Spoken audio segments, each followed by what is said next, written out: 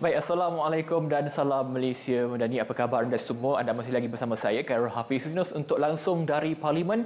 Hari ini merupakan hari ke-12 dan juga hari terakhir bagi minggu ketiga mesyuarat pertama penggal kedua, Parlimen ke-15, langsung dari Dewan Rakyat kita bawakan kepada anda. Baik, semalam kita memberi perhatian dan juga tumpuan kepada perbincangan dalam aturan urusan mesyuarat, antaranya berkaitan dengan Akta Komunikasi dan Multimedia, berkaitan dengan CPTP, apakah impak dan sebagainya. Hari ini, seperti biasa pada Khamis, kita akan mulakan MTQ ataupun sesi pertanyaan-pertanyaan menteri. Antara tumpuan hari ini adalah berkenaan dengan Mandatory Standard on Access Pricing MSAP, berkenaan dengan AUKU, berkenaan juga dengan program imunisasi kebangsaan HPV setakat ini. Menurut aturan yang saya telah pun terima pada pagi ini berkenaan dengan waktu-waktu pertanyaan menteri, Ahli Parlimen Kota Melaka minta Menteri Komunikasi dan Digital KKD menyatakan penjelasan mengenai Mandatory Standard on Access Pricing MSAP yang baru bermula berkuasa pada 1 Mac 2023, iaitu semalam, dan apakah kesannya terhadap sektor telekomunikasi dan juga para pengguna di Malaysia dari segi mutu perkhidmatan. Ahli Parlimen Mersing pula bertanyakan kepada Menteri Pendidikan Tinggi KPT berkenaan dengan keputusan kerajaan untuk tidak memasukkan AUKU seperti yang diumumkan baru-baru ini, dan adakah kerajaan akan meneruskan lantikan Naib Chancellor, ini amalan lantikan Naib Chancellor oleh Menteri, dan tidak sebaliknya memberi autonomi kepada warga universiti untuk mengundi Naib Chancellor mereka sendiri. Dan kepada Menteri Kesihatan pula ditanyakan oleh Ahli Parlimen Bukit Bendera, ini berkenaan dengan program imunisasi HPV kebangsaan, di mana Ahli Parlimen Bukit Bendera bertanyakan soalan menyatakan prestasi dan juga melancarkan aktiviti dan program mencegah kanser cervix selaras dengan pelan tindakan ke arah penghapusan kanser cervix di Malaysia bagi tahun 2021 hingga 2030, dan juga kesannya kepada program yang saya nyatakan sebentar tadi. Bagi aturan urusan mesyuarat pula, antara tumpuan yang kita dapat lihat iaitu Ahli Parlimen Ledang bertanyakan kepada Menteri Pengangkutan. Ini soal berkenaan isu bahaya kemalangan jalan raya dan juga kematian akibat nahas yang sebenarnya mengikut data lebih besar daripada kes COVID-19, dan juga Ahli Parlimen Sabak Bernam berkenaan dengan Menteri Belia dan juga berkaitan dengan sukan, berkenaan dengan ranking pasukan bola sepak Malaysia untuk peringkat Asia Tenggara, peringkat Asia dan juga peringkat FIFA di peringkat dunia, dan juga adakah kita percaya dengan kemampuan jurulatih yang sedia ada dan juga pemain-pemain naturalisasi yang ada sekarang atau sebaliknya. Dan sedikit daripada Ahli Parlimen Bayan Baru kepada Menteri Sumber Asli Alam Sekitar dan juga Perubahan Iklim berkenaan dengan EIA ataupun Environment Impact Assessment, sama ada kementerian bercadang untuk menukar kaedah EIA tersebut, dan juga pemaju membayar fee kepada Jabatan Alam Sekitar tetapi pemilihan syarikat EIA dan juga bayaran kepadanya dikendalikan oleh Jabatan Alam Sekitar ataupun JAS. Dan sedikit persoalan berkaitan dengan pelaksanaan perintah gaji minimum juga akan disebut dalam aturan urusan mesyuarat pada hari ini. Baik saudara, selain anda boleh tonton kami di TV1 dan juga di saluran berita RTM TV, anda juga boleh menonton kami di pautan yang tertera menerusi penstreaman secara langsung, dan juga anda boleh makturan aplikasi RTM Klik di telefon pintar anda untuk tontonan secara lebih komprehensif. Dan juga kita akan bersiaran sehingga jam 12, dan kita fikir Dewan Rakyat sudah pun bersedia untuk bermulanya sesi perbahasan pada pagi ini. Silakan.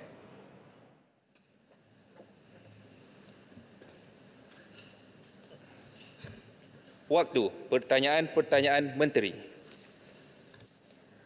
Saya jemput Tuanku Poi Tiong, Kotak Melaka. Terima kasih, Puan Ketua.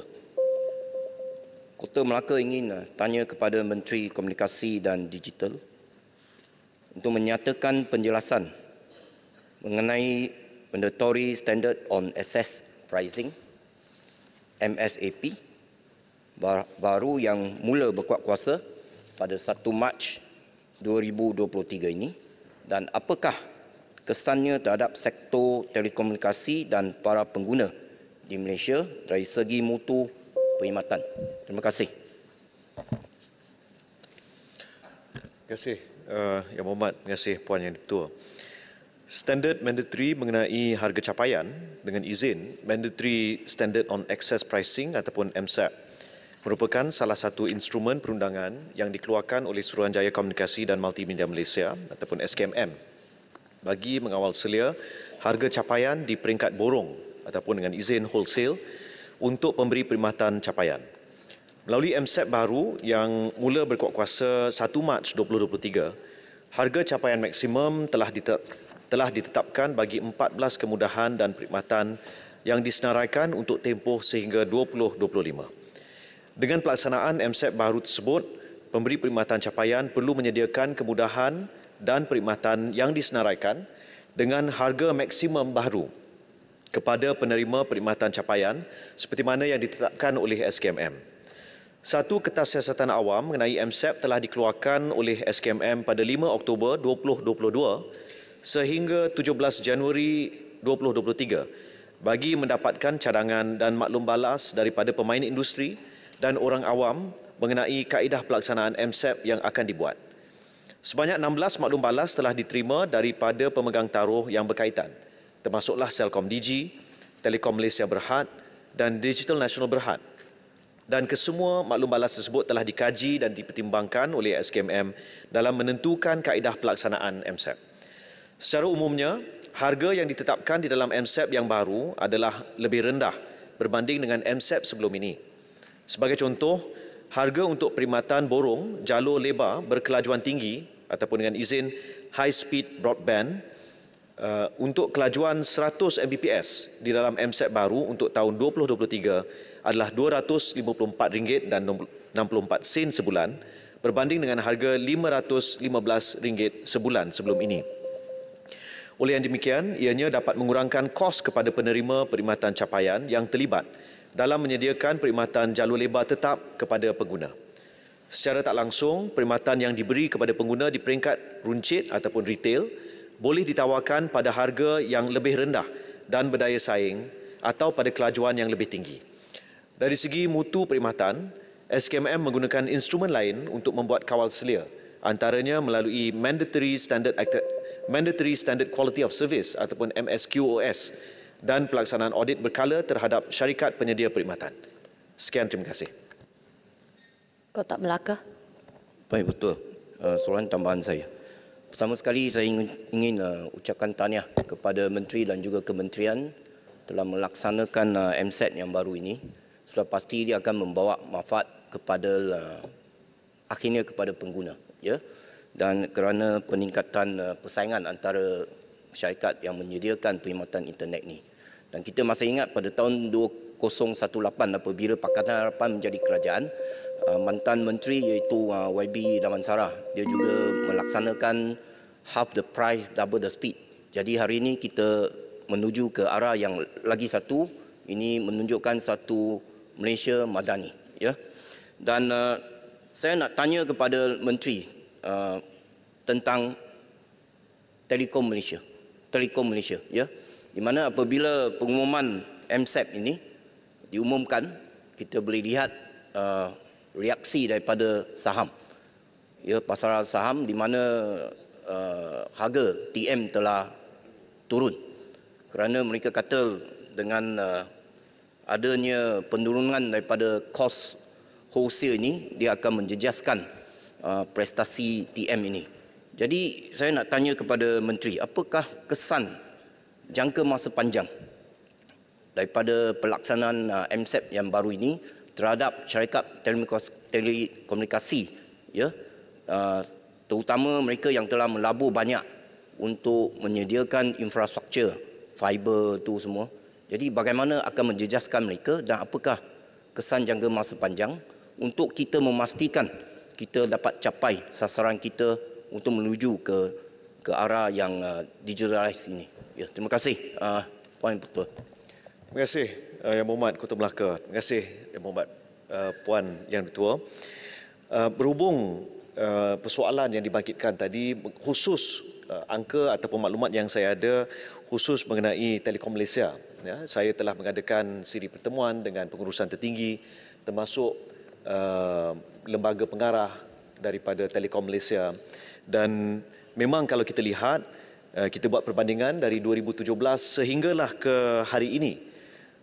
Pada tahun 2017 sebagai satu kumpulan as a group dengan izin, keuntungan bersih pada tahun 2017 bagi TM adalah 730.5 juta ringgit pada 2018 setelah mula MSEP pada waktu itu dilaksanakan, memang dari segi keuntungan mereka melihat keuntungan negatif ataupun kerugian sebanyak 260.5 juta ringgit. Tapi dengan izin they were able to bounce back setahun selepas itu dengan merekodkan keuntungan bersih pada tahun 2019 sebanyak 557.4 juta ringgit.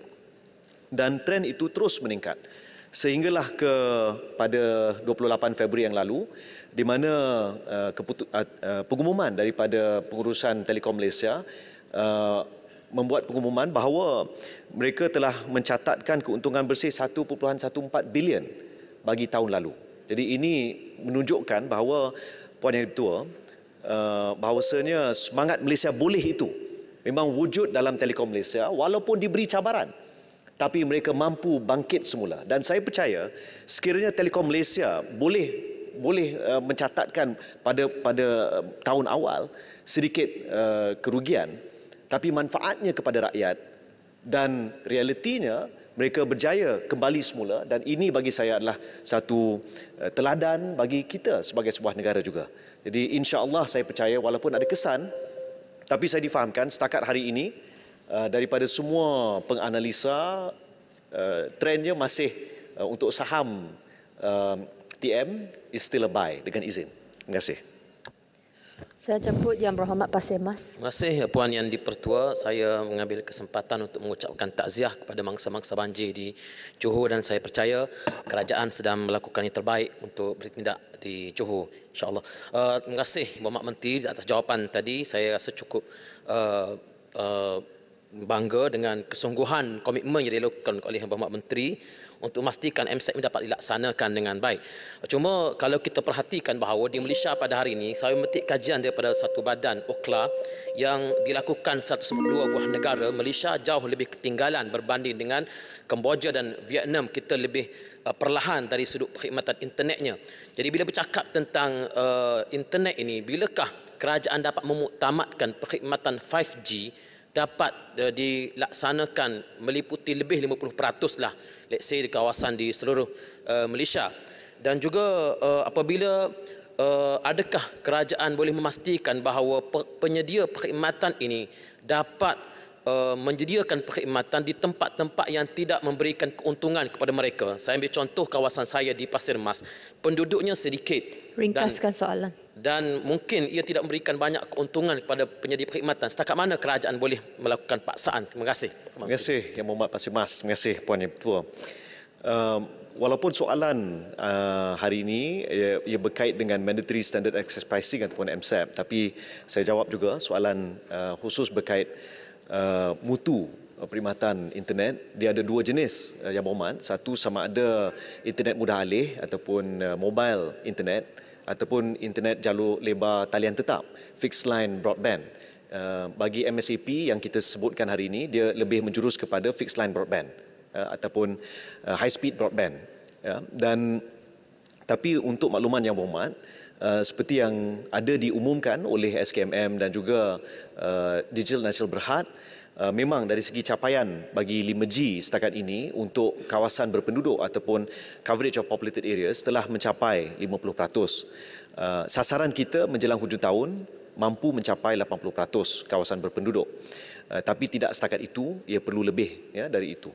Kerana untuk makluman semua, coverage itu hanya merujuk kepada sama ada menara ataupun tak ada menara di situ. Kalau dalam bangunan sebagai contoh, in-building coverage itu menjadi penanda aras. Kalau kita sebagai contoh, Puan Yang Dipertua, di Dewan Yang Mulia ini, kalau sebelum pembentangan bajet, pembentangan belanjawan tempoh hari, saya telah bertemu dengan Ketua Pentadbir Parlimen serta rakan-rakan media di pusat media di bawah, dan mereka menyatakan masalah internet di situ. Kawasan ini ada coverage, tapi isunya access point ataupun AP. Maka itulah sebabnya kenapa pada insya-Allah 6 dan 7 hari bulan Mac, Isnin dan Selasa depan, saya alu-alukan dan saya jemput semua ahli parlimen untuk datang bawakan masalah anda di kawasan masing-masing dengan keutamaan, nyatakan lokasi, apakah masalahnya, siapakah PIC, person in charge yang boleh dihubungi oleh pihak SKMM, dan kita akan buka kaunter pada 2 hari. Dan insya-Allah isu-isu yang dibangkitkan oleh Yang Berhormat akan kita tangani segera. Ya, termasuklah kawan-kawan daripada Sabah, Sarawak, ya, dan juga Pasir Mas semestinya. Terima kasih. Saya jemput Tuan Haji Muhammad Islahuddin bin Abbas Mersing. Assalamualaikum warahmatullahi wabarakatuh. Terima kasih Tuan Yang Bertua. Pertamanya, saya mengambil kesempatan ini untuk merakamkan ucapan takziah kepada semua keluarga bangsa, keluarga banjir di Mersing, dan terima kasih kepada semua petugas. Mersing meminta Menteri Pekerjaan Tinggi menyatakan susulan daripada keputusan kerajaan untuk tidak memasukkan AUKU seperti yang diumumkan baru-baru ini. Adakah kerajaan akan meneruskan amalan lantikan naib Chancellor oleh Menteri dan tidak sebaliknya memberi autonomi kepada warga universiti sendiri untuk mengundi naib Chancellor mereka? Terima kasih.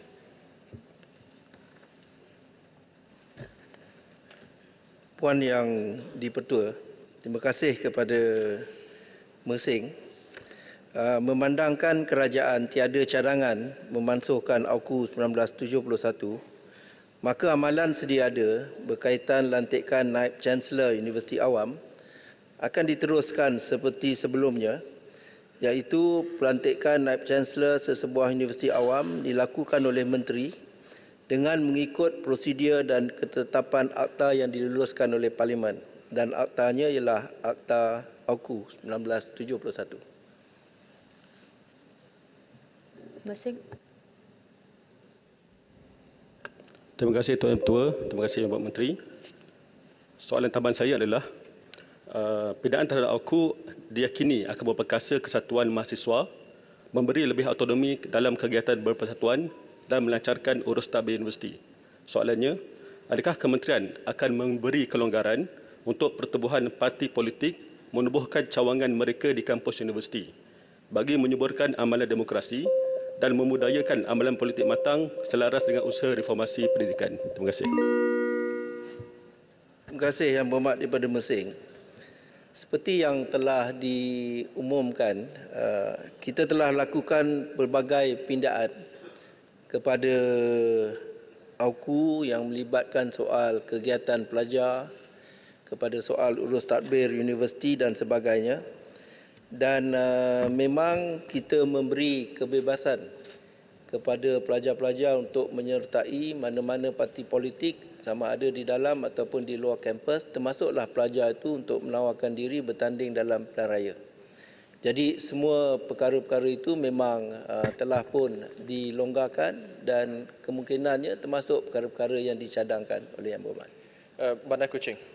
Yang Berhormat Bandar Kuching. Okey, terima kasih Yang Berhormat Menteri atas jawapan tersebut. Saya memang menyokong pindaan yang telah dilakukan pada Seksyen 15 untuk memberikan sedikit kebebasan kepada pelajar. Namun begitu, AUKU masih ada peruntukan yang masih menyekat kebebasan, contohnya Seksyen 15B, C, D, 16B dan juga Akta Institusi Pendidikan Tinggi Swasta. Ada beberapa peruntukan yang menyekat kebebasan. Saya tahu Yang Berhormat Menteri adalah seorang reformis dalam hati Yang Berhormat Menteri. Bolehkah kita bersama buat dialog dan bagaimana kita boleh mengembangkan minda anak muda dan generasi pelapis masa depan? Terima kasih Yang Berhormat Menteri. Terima kasih Yang Berhormat daripada Kuching, saya beri jaminan apa-apa kelemahan yang ada dalam AUKU kita boleh pertimbangkan untuk kita meminda. Dan antara perkara yang telah kita dan sedang pertimbang untuk lakukan ialah meminda soal pelajar-pelajar, persatuan pelajar untuk menguruskan sendiri akaun kewangannya. Jadi itu dalam proses dan insya-Allah kita cuba bawa dalam penggal parlimen yang akan datang. Soalan tambahan Saya Puan Yang Bertua. jemput Puan Selina binti Abdul Rashid Bukit Bendera. Terima kasih Puan Speaker.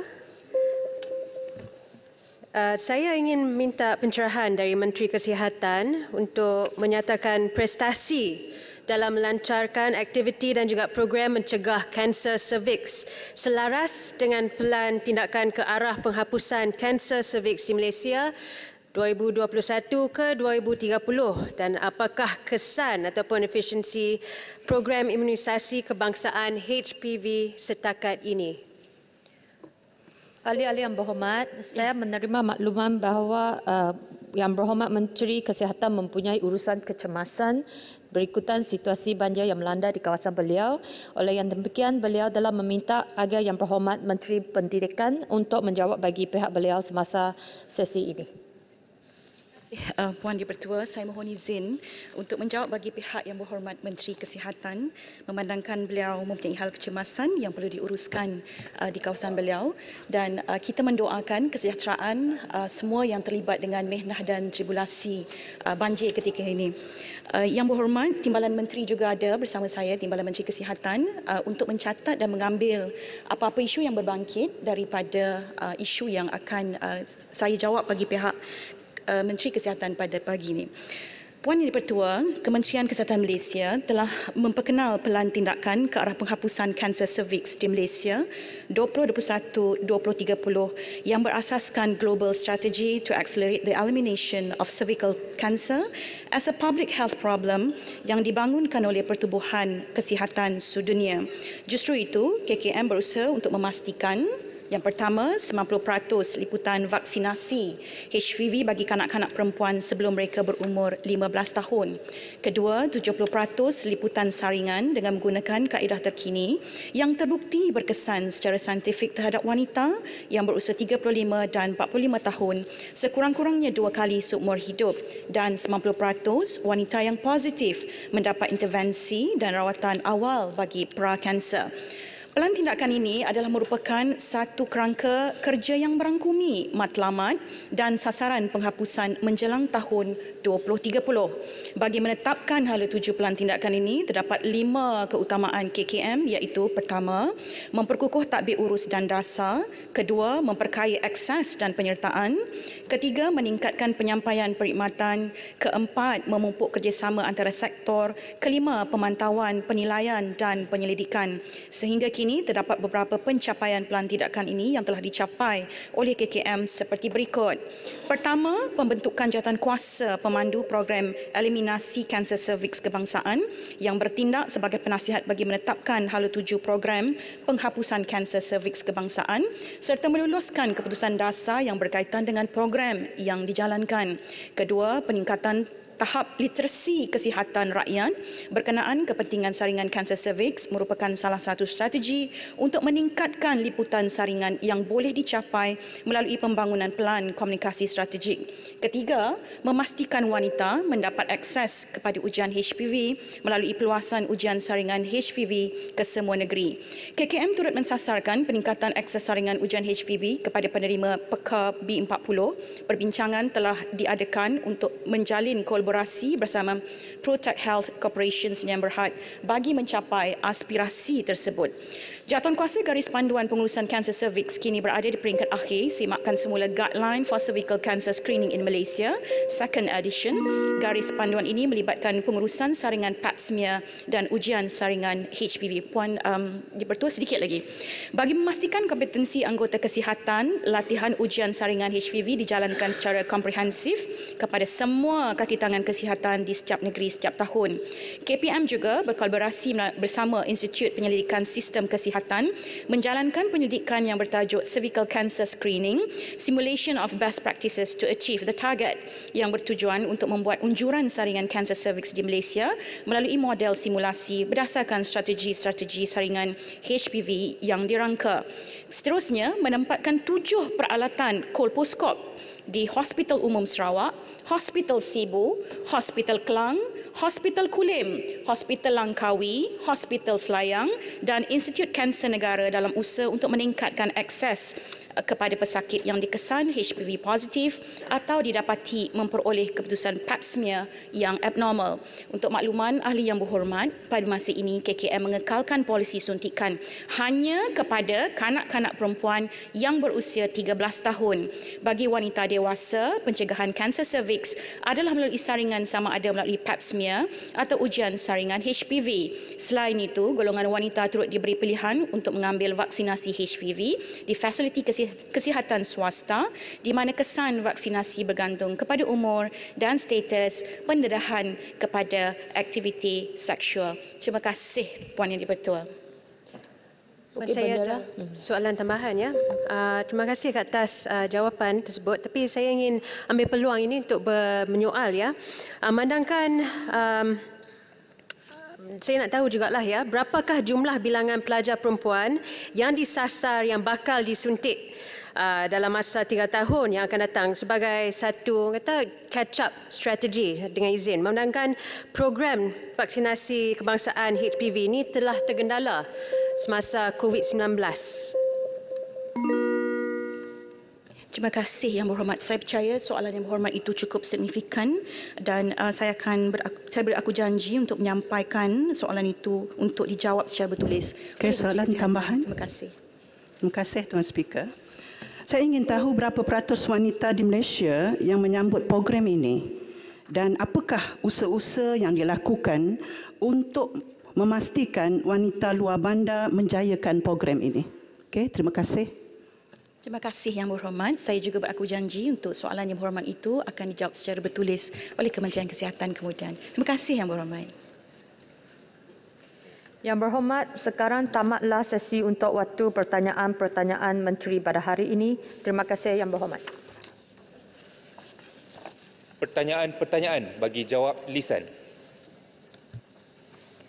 Saya jemput Tuan Syed Ibrahim bin Said Noh Ledang. Terima kasih Puan Yang di-Pertua. Saya mohon izin untuk juga mengucapkan takziah kepada mendiang Sharaf Kumar yang meninggal dunia semalam akibat banjir di Keluang. Di samping saya juga mengambil kesempatan untuk mengucapkan simpati kepada mangsa banjir di Johor yang sudah lebih daripada 25,000 orang. Jadi mudah-mudahan segala urusan mereka dipermudahkan dan kerajaan persekutuan dan kerajaan negeri boleh sama-sama membantu. Soalan ledang nombor 1.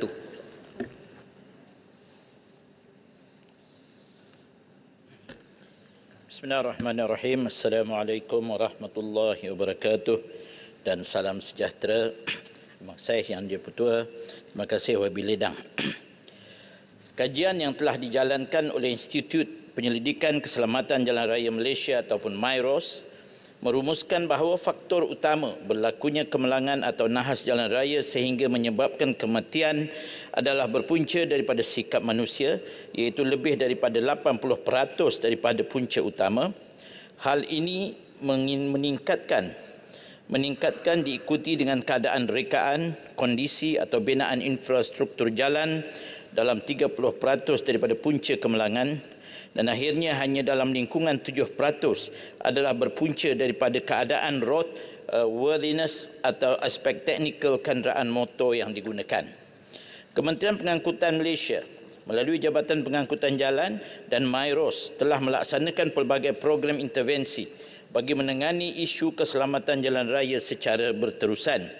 Sebagai contoh, program Safety Awareness and Focus Advocacy for Road Users ataupun SAFER dengan izin telah dilaksanakan oleh JPJ di seluruh negara dengan memfokuskan kumpulan sasar berbeza dan dalam memberi kesedaran tentang keselamatan jalan raya, khususnya penunggang motosikal. Hal ini kerana lebih 60% kematian akibat nahas jalan raya adalah melibatkan penunggang motosikal. Di sepanjang tahun 2020 hingga 2022, sebanyak 853 program advokasi khas untuk penunggang motosikal termasuklah advokasi untuk P-hailing telah dilaksanakan. Untuk tahun 2023 pula, JPJ akan merangka untuk melaksanakan lebih 80 program meliputi pelbagai skop kempen keselamatan jalan raya di seluruh negara. Seterusnya, melalui pelaksanaan pendidikan keselamatan jalan raya atau PKJR sejak tahun 2007, pindaan modul pada tahun 2019 sekolah untuk sekolah rendah, 2020 sekolah menengah, 2021 pra sekolah dan taska, dan tahun 2022 sekolah swasta, dan juga pada tahun 2023 ini sedang membangunkan modul untuk sekolah pendidikan khas pendengaran dan penglihatan. Program usaha sama antara MOT dengan Kementerian Pendidikan Malaysia ini adalah bertujuan melahirkan generasi pengguna jalan raya yang berhemah dan memudayakan keselamatan jalan raya, seterusnya membentuk masyarakat yang peka terhadap kepentingan keselamatan jalan raya. Selain itu, aktiviti-aktiviti penguasaan juga senantiasa dilaksanakan oleh JPJ bertujuan memastikan orang ramai mematuhi peraturan jalan raya semasa memandu. Undang-undang dan peraturan berkaitan di bawah Akta Pengangkutan Jalan 1987 juga senantiasa diteliti dan ditambah baik, termasuk dengan meminda kadar-kadar penalti bertujuan sebagai satu bentuk deterrence kepada orang ramai untuk mematuhi semua peraturan jalan raya tersebut. Tambah sikit lagi Menteri, yang diputus. Dari aspek memastikan tahap keselamatan dan roadworthiness kenderaan motor pula, JPJ telah mewajibkan semua kenderaan motor baharu yang hendak dipasarkan dan didaftarkan di Malaysia untuk melepasi proses kelulusan jenis kenderaan motor. Semua kenderaan terlibat akan diwajibkan untuk mematuhi standard dan peraturan teknikal pembuatan kenderaan yang telah diiktiraf dan diguna pakai di peringkat antarabangsa di bawah seliaan United Nations. Selain itu, MIROS juga telah melancarkan program penilaian dan penarafan keselamatan kenderaan motor seperti ASEAN New Car Assessment Program ataupun ASEAN NCAP dan Malaysian Motorcycle Assessment Program MyMap, bertujuan meningkatkan tahap keselamatan kenderaan motor melalui pemasangan teknologi keselamatan baharu dan terkini. Di bawah dua program ini, penarafan bintang akan diberikan kepada kenderaan bermotor yang dikeluarkan dan dipasarkan di Malaysia yang memenuhi tahap keselamatan ditetapkan. Kerajaan juga pada 27 Januari tahun 2022 yang lalu telah melancarkan Pelan Keselamatan Jalan Raya Malaysia ataupun PKJRM 2022 hingga 2030 yang menetapkan sasaran untuk mencapai pengurangan jumlah kematian akibat nahas jalan raya sekurang-kurangnya pada kadar 50% menjelang tahun 2030. Hala tuju ini adalah selaras dengan seruan dan sasaran Resolusi 74/299 Persatuan Bangsa-Bangsa Bersatu PBB yang mengisytiharkan tahun 2021 hingga tahun 2030 sebagai dekad tindakan keselamatan yang kedua sejurus tamatnya dekad yang pertama pada tahun 2020 yang lalu. Di bawah PKJRM 22 hingga 2030 ini, pelbagai program dan strategi telah turut disusun untuk menangani isu keselamatan jalan raya ini. Dengan penglibatan semua pemegang taruh berkaitan termasuk peringkat komuniti dan peringkat swasta. Kerajaan telah memperuntukkan sejumlah bajet yang besar untuk menaikkan taraf pengangkutan awam sebagai salah satu usaha juga untuk mengurangkan jumlah kenderaan di atas jalan raya yang akan mengurangkan kesesakan lalu lintas dan seterusnya insya-Allah dapat mengurangkan risiko dan kadar nahas jalan raya. Saya mengambil kesempatan ini untuk menggalakkan semua kita untuk menggunakan pengangkutan awam yang disediakan selaras dengan insentif-insentif yang telah diberikan dan disediakan oleh kerajaan. Terima kasih. Yang Berhormat Ledang. Terima kasih Timbalan Menteri, jawapan yang komprehensif, panjang, dan saya rasa saya ucapkan terima kasih banyak-banyak penghargaan kerana jawapan tersebut. Saya faham bahawa sebenarnya dari segi kemalangan jalan raya ini, kalau kita lihat statistik dan implikasi kos, setiap kehilangan nyawa akibat kemalangan jalan raya, implikasi dia ialah 3.12 juta ringgit seorang. Pada masa yang sama, saya juga sedar dan kita semua sedar bahawa kita ramai pekerja-pekerja pengedar makanan ataupun p-hailing. Di kalangan mereka ini, 70% daripada pekerja ini pernah mengalami kemalangan. Kita faham bahawa mereka ini terpaksa bekerja mencari nafkah hidup, dapatkan pendapatan, tetapi dia juga mengundang risiko apabila mereka bersegera untuk melaksanakan tugas tersebut. Ada yang langgar petak kuning, langgar lampu merah. Jadi soalan saya, terutamanya berkenaan dengan pengedar makanan p-hailing. Mereka mengundang banyak juga kemalangan jalan raya. Jadi apakah langkah kerajaan khususnya yang berkenaan dengan cara kita untuk menangani kes-kes kemalangan yang melibatkan pengedar makanan p-hailing? Terima kasih. Terima kasih YB Ledang. Pada tahun 2021, iaitu masa-masa COVID, saya rasa masa itulah kita melihat tumbuhnya p-hailing ini bagaikan cendawan. Dan tidak dinafikan, daripada data kita, pada tahun 2021 ini semasa PKP, kematian jalan raya kurang daripada tahun sebelumnya 7,000, 6,000 lebih. Pada PKP hanya 4,000 dan 65% daripadanya memang diakui motosikal. Dan antaranya yang boleh keluar masa itu adalah P-hailing. Memang diketahui, memang betul. Jadi yang berhormat, Kementerian menyedari tentang apa yang berlaku tentang P-hailers ini. Kementerian senantiasa memberi perhatian serius terhadap kemalangan di kalangan pengedar ini. Dan apabila PKP sudah berlalu pun, P-hailers are still there sampai hari ini. Ya. JPJ telah mengadakan engagement dengan syarikat-syarikat P-hailing sebanyak 31 kali pada tahun 2022, tahun lepas. Ya, dan telah merancang untuk mengadakan kempen bersama Perkeso lagi untuk penunggang P-hailing baharu di Ibu Pejabat Foodpanda dan GrabFood pada tahun ini, insya-Allah. Ini adalah program-program usaha yang kita buat. Dan mungkin juga akan mungkin ada tempat pembekal makanan yang lain juga yang ingin mengikuti program bersama JPJ ini untuk memberi kesadaran kepada P-hailers sambil cari rezeki itu jaga-jagalah juga keselamatan diri, insya-Allah. Terima kasih. Yang berhormat Tanjung Karang. Terima kasih Yang di-Pertua.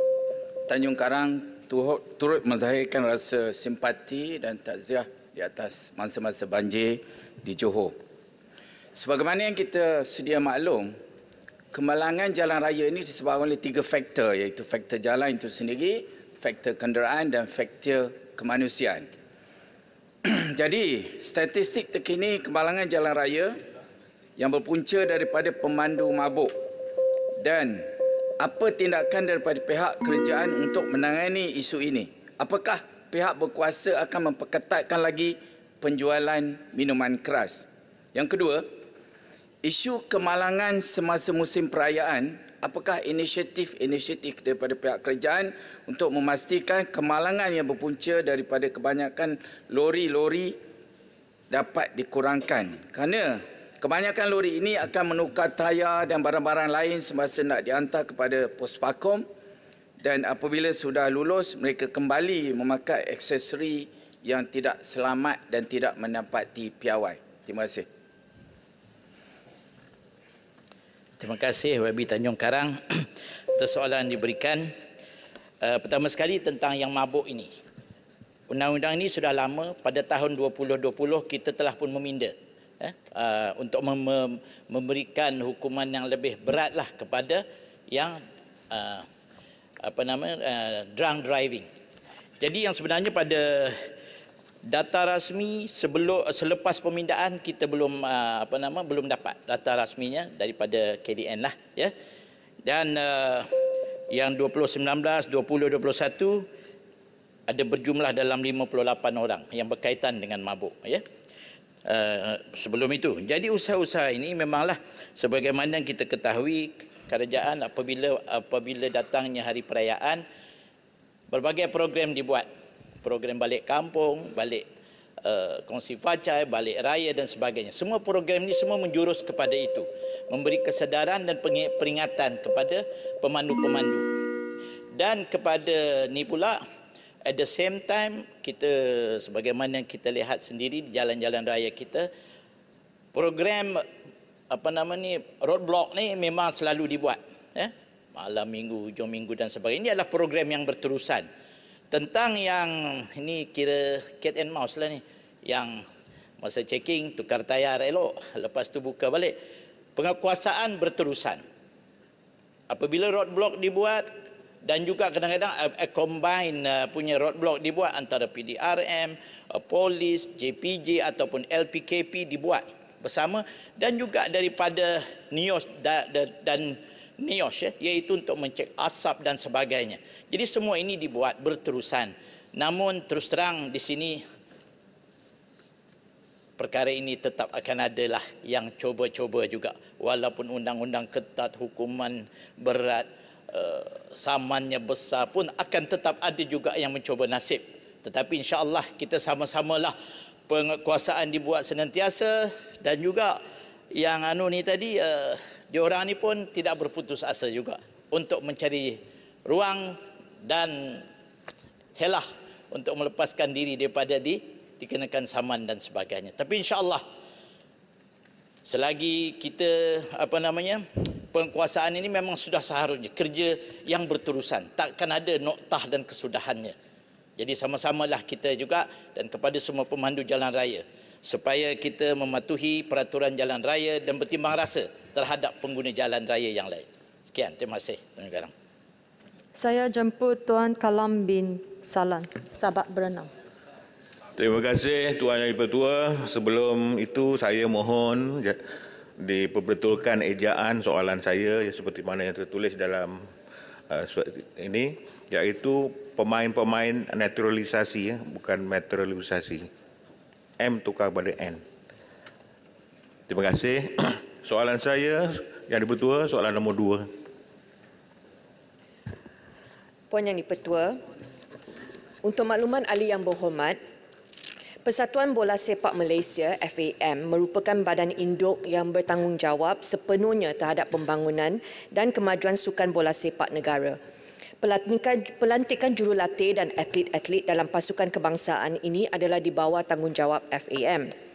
Untuk makluman yang berhormat sahabat Benam juga, skuad bola sepak negara kita menduduki buat masa ini A tempat ke-145 di peringkat FIFA, B tempat ke-25 di peringkat Asia, C tempat ke-5 di peringkat ASEAN.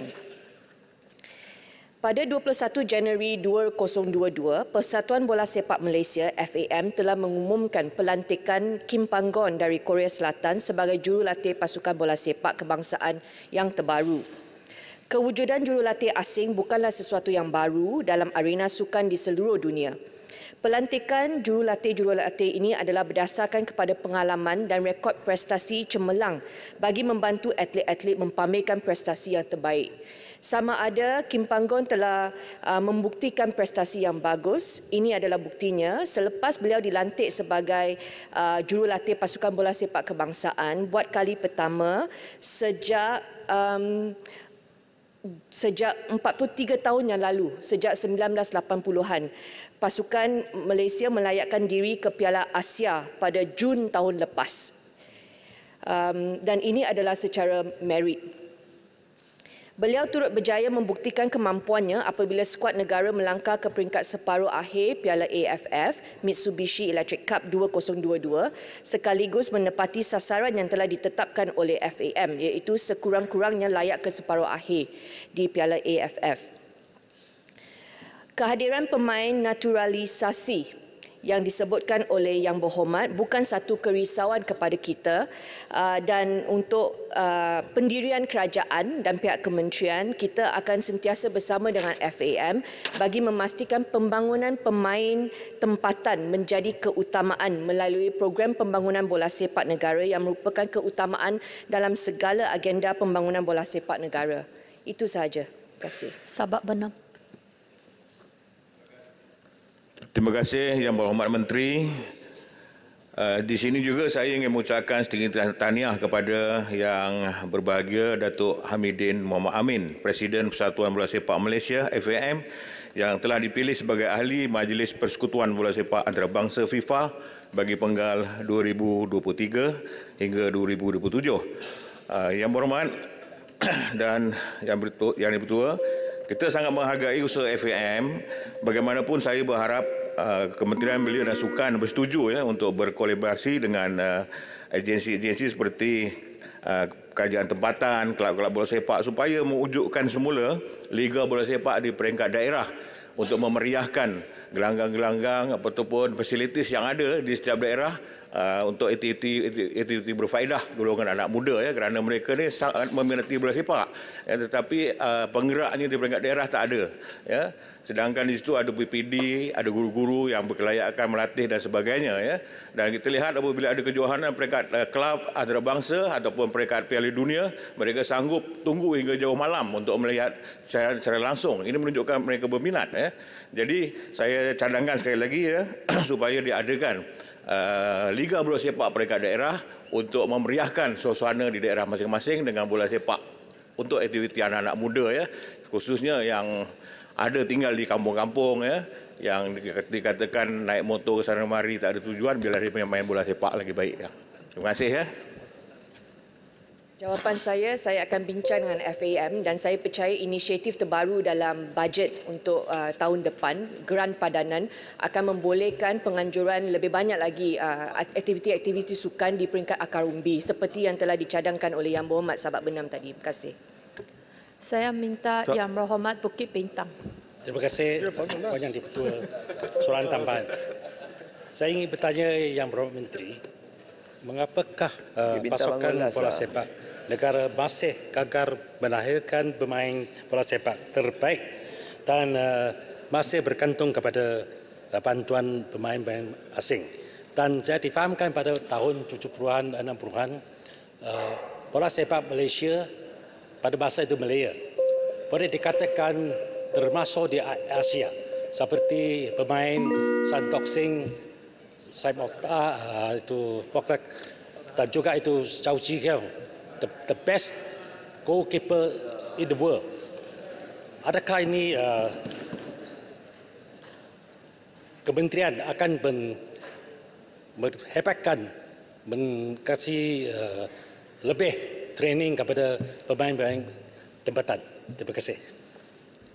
Saya percaya jawapan saya telah diberikan dalam jawapan utama kepada Yang Berhormat Sahabat Benam tadi. Bagi soalan tambahan lain. Boleh saya soalan tambahan? Sila duduk. Sebab soalan itu dah jawab dalam soalan asal. Ya, dan seperti yang saya telah jawab, sejak 1980-an, buat kali pertama pasukan Malaysia Harimau Melaya telah layak ke pusingan kelayakan Piala Asia, dan saya rasa ini adalah satu pencapaian yang kita boleh banggakan, dan pastinya kementerian dengan FAM akan terus berusaha untuk menaikkan prestasi bola sepak di Malaysia. Program kita untuk tayangan big screen untuk membolehkan lebih ramai lagi rakyat Malaysia bersama pasukan kita, saya pasti ini akan menaikkan lagi semangat pasukan kebangsaan kita untuk mereka tahu bahawa bila setiap kali mereka main Malaysia khasnya semua bersama mereka, bila kita lihat kehadiran ke big screen ini sangat memberangsangkan.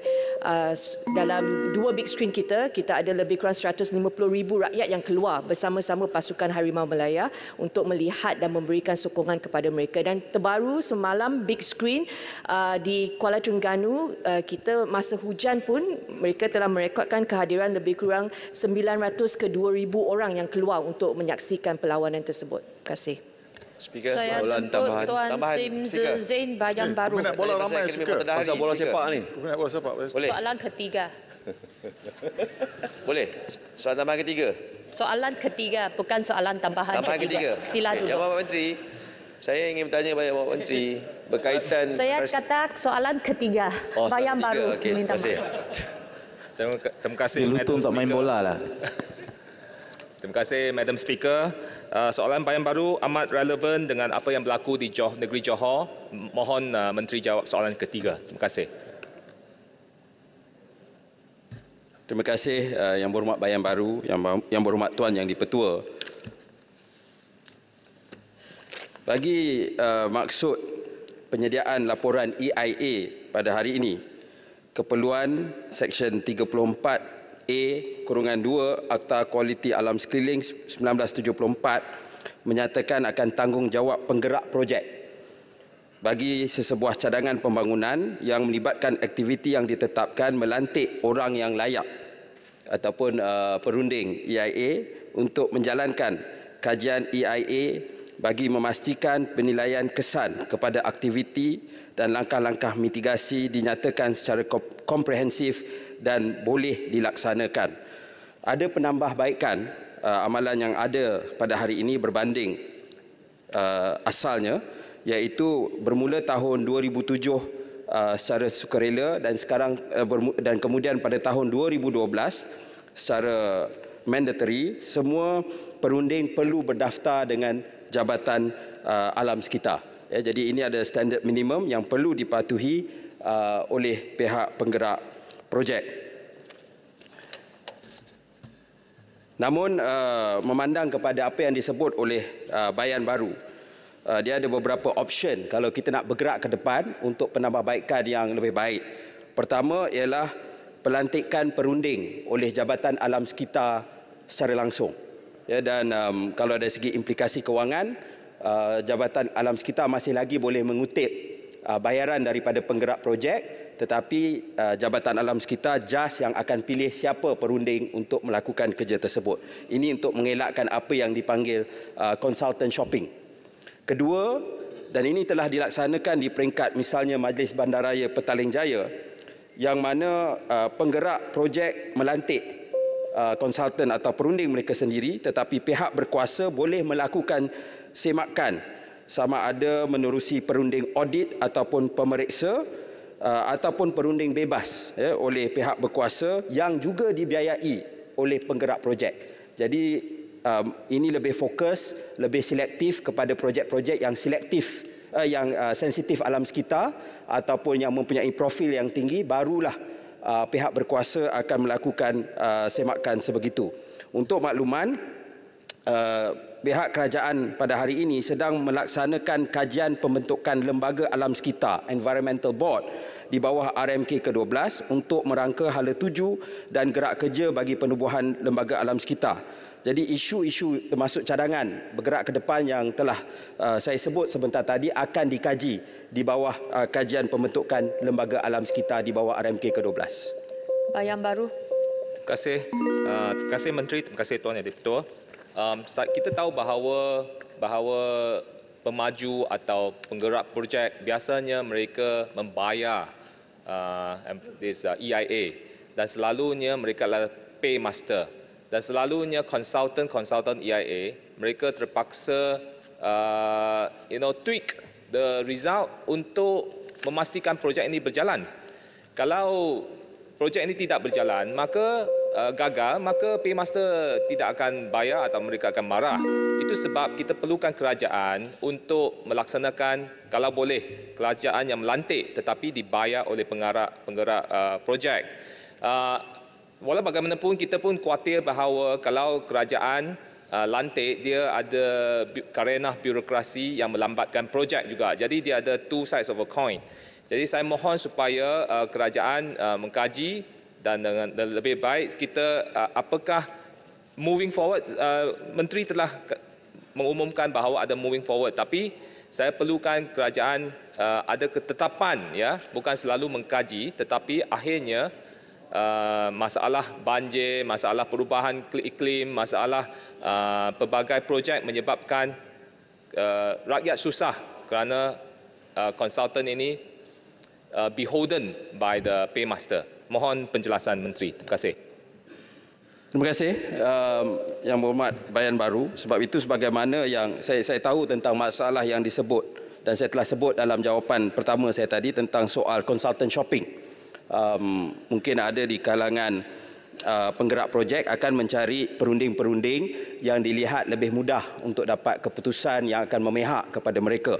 Jadi itu yang cuba dielakkan. Untuk makluman, ya, buat masa ini antara langkah yang telah diambil, pertama mereka mestilah mendaftar dengan Jabatan Alam Sekitar dan ini dikuatkuasakan secara wajib sejak 2012. Kedua, langkah yang kita juga sedia maklum bahawa perunding-perunding ini juga bukanlah syarikat biasa tetapi mereka adalah professional firms dengan izin yang tertakluk kepada disiplin yang tersendiri dan syarat-syarat dan piawai tersendiri yang mesti dipatuhi. Tetapi saya setuju, ya, bahawa ada kelumpungan di situ yang mungkin kita boleh perbaiki dan sebab itu ada dua model. Kalau pertama dilantik secara langsung oleh Jabatan Alam Sekitar untuk setiap projek, sebagaimana Bayan Baru sebut, risiko dia ialah red tape, ya, berlaku kelewatan, terutamanya kalau mungkin melibatkan seluruh negara. Saya bagi contoh MBPJ, tapi MBPJ ialah PBT yang tertumpu kepada satu bandar sahaja.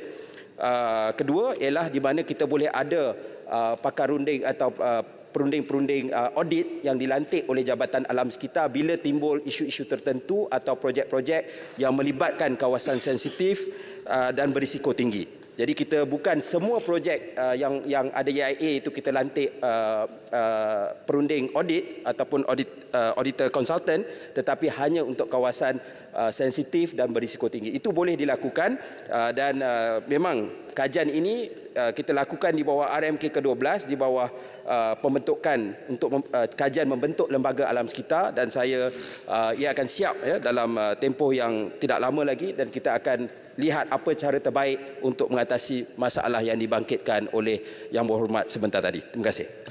Yang Berhormat Kubang Keriang. Terima kasih Yang Menteri kerana memberi penjelasan yang menepati dan saya fikir menjelaskan apa yang dibangkitkan. Soalan saya ialah isu EIA jadual 2 khususnya berdepan dengan pelbagai kritikan daripada pelbagai pihak kerana beberapa kelompangan yang ada sebagaimana yang Menteri sebut tadi. Di antara isu yang besar ialah kerana jumlah yang dilimitkan pada 500 hektar ke atas memerlukan EIA jadual 2. Di sini kelemahan menyebabkan mereka kadang-kadang pecahkan lot itu supaya kurang daripada 500, supaya dia tidak terikat dengan jadual 2. Dan yang kedua ialah pemantauan yang terpaksa dibuat oleh Jabatan Alam Sekitar berterusan terhadap satu projek. Saya fikir perlu dilihat tentang kos yang perlu ditanggung oleh kerajaan dalam mengawal kesan daripada pembangunan walaupun kelulusan jadual 2 telah pun diberi. Mohon penjelasan. Terima kasih. Terima kasih Yang Berhormat Kubang Kerian, dan itu memang antara langkah-langkah yang diambil oleh penggerak-penggerak projek yang ada pada hari ini, di mana mereka, kalau tak ada istilah lain kita boleh gunakan kreatif lah ataupun bersifat nakal, di mana projek-projek itu dipecah-pecahkan supaya keluar daripada skop untuk ada EIA di bawah Akta Kualiti Alam Sekitar. Jadi atas dasar itu, memang ini antara perkara yang harus diambil maklum oleh pihak kerajaan di dalam kita mengkaji semula hala tuju termasuk pembentukan lembaga alam sekitar ataupun Environmental Board di bawah RMK ke-12 untuk memastikan kita dapat dengan izin catch up with the times. Ya, sebab lebih banyak projek yang memerlukan kajian alam sekitar pada hari ini, dan kita juga nak mengelak pihak penggerak-penggerak projek ini memecahkan projek tersebut untuk keluar daripada skop untuk diadakan EIA sebagaimana disebut oleh Yang Berhormat sebentar tadi. Saya jemput Tuan Jahari bin Kecik Jeli. Puan Yang di-Pertua, Jeli mohon izin untuk menyoal cara berpantun. Beli gelama di Pasar Minggu, masak lemak alangkah sedap. Sekian lama Jeli menunggu, soalan nombor 4 mohon dijawab. Bismillahirrahmanirrahim. Yang Berhormat di-Pertua, saya mohon izin supaya soalan Yang Berhormat Jeli dijawab sekali dengan soalan bernombor B0314 daripada Yang Berhormat Sungai Petani. Memandangkan kedua-dua soalan yang diutarakan menyentuh isu yang sama, iaitu mengenai inisiatif kerajaan dalam memberi peluang kepada pendatang tanpa izin parti untuk memenuhi keperluan tenaga kerja asing dalam negara ini. Untuk makluman Yang Berhormat, kerajaan telah memperkenalkan pelan rekalibrasi pendatang asing tanpa izin parti bagi tujuan untuk menyelaras parti melalui pendaftaran maklumat oleh parti dan majikan yang melibatkan pelan tersebut mula dilaksana pada 16 November 2020, pada asalnya mensasarkan pemulihan semula sektor ekonomi negara di samping membendung penularan pandemik COVID-19 dalam negara. Sehingga 31 Disember 2022, seramai 418,649 orang parti telah berdaftar di bawah program rekalibrasi tenaga kerja RTK melibatkan 30,137 majikan. Kutipan hasil yang dijana oleh kerajaan melalui bayaran fee rekalibrasi, levy, pas, visa dan proses adalah berjumlah 714,892,532 ringgit 50 sen. Bagi menyokong keperluan industri untuk beroperasi pada tahap optimum tercapai, kerajaan pada 10 Januari 2023 antara lain telah bersetuju untuk melanjutkan pelaksanaan RTK di bawah Pelan Rekalibrasi Parti 2.0 dan sehingga Disember 2023 dan dibuka kepada semua sektor pengajian pekerja asing. Sehingga 27 Februari 2023, seramai 194,793 parti telah berdaftar di bawah RTK 2.0 yang melibatkan 17,053 majikan.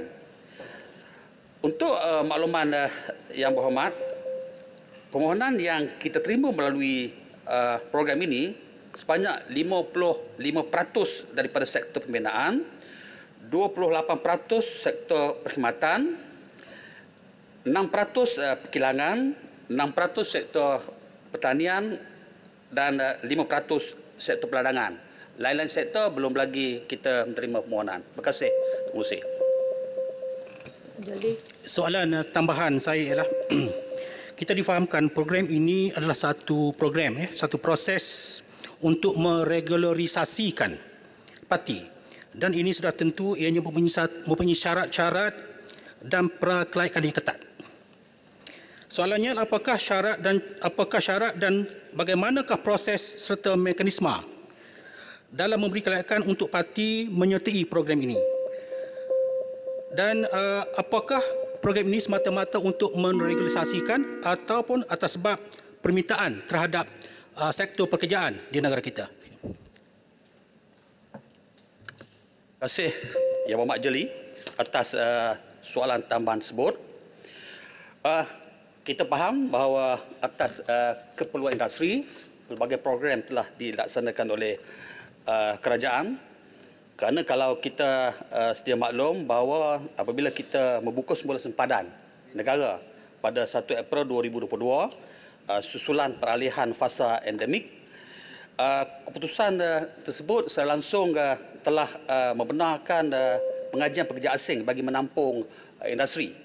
Namun begitu, jumlah kumulatif kemasukan pekerja asing baru agak rendah kerana sehingga ini hanya 143,623 orang direkodkan oleh Jabatan Immigration. Dan situasi ini menyebabkan pihak industri, terutama sektor-sektor kritikal, tidak lagi dapat beroperasi secara optimum. Oleh kerana itu, kita melaksanakan program-program tambahan termasuklah program rekalibrasi ini. Untuk makluman yang hormat, antara syarat kelayakan bagi membolehkan pihak-pihak berkenaan untuk menyertai program ini ialah pertamanya ialah program ini mensasarkan penglibatan parti yang melakukan kesalahan di bawah Seksyen 6-1-C dan Seksyen 15-1-C Akta Immigration 1959/63 Akta 155 dan Peraturan 39B Peraturan Immigration 1963 saja.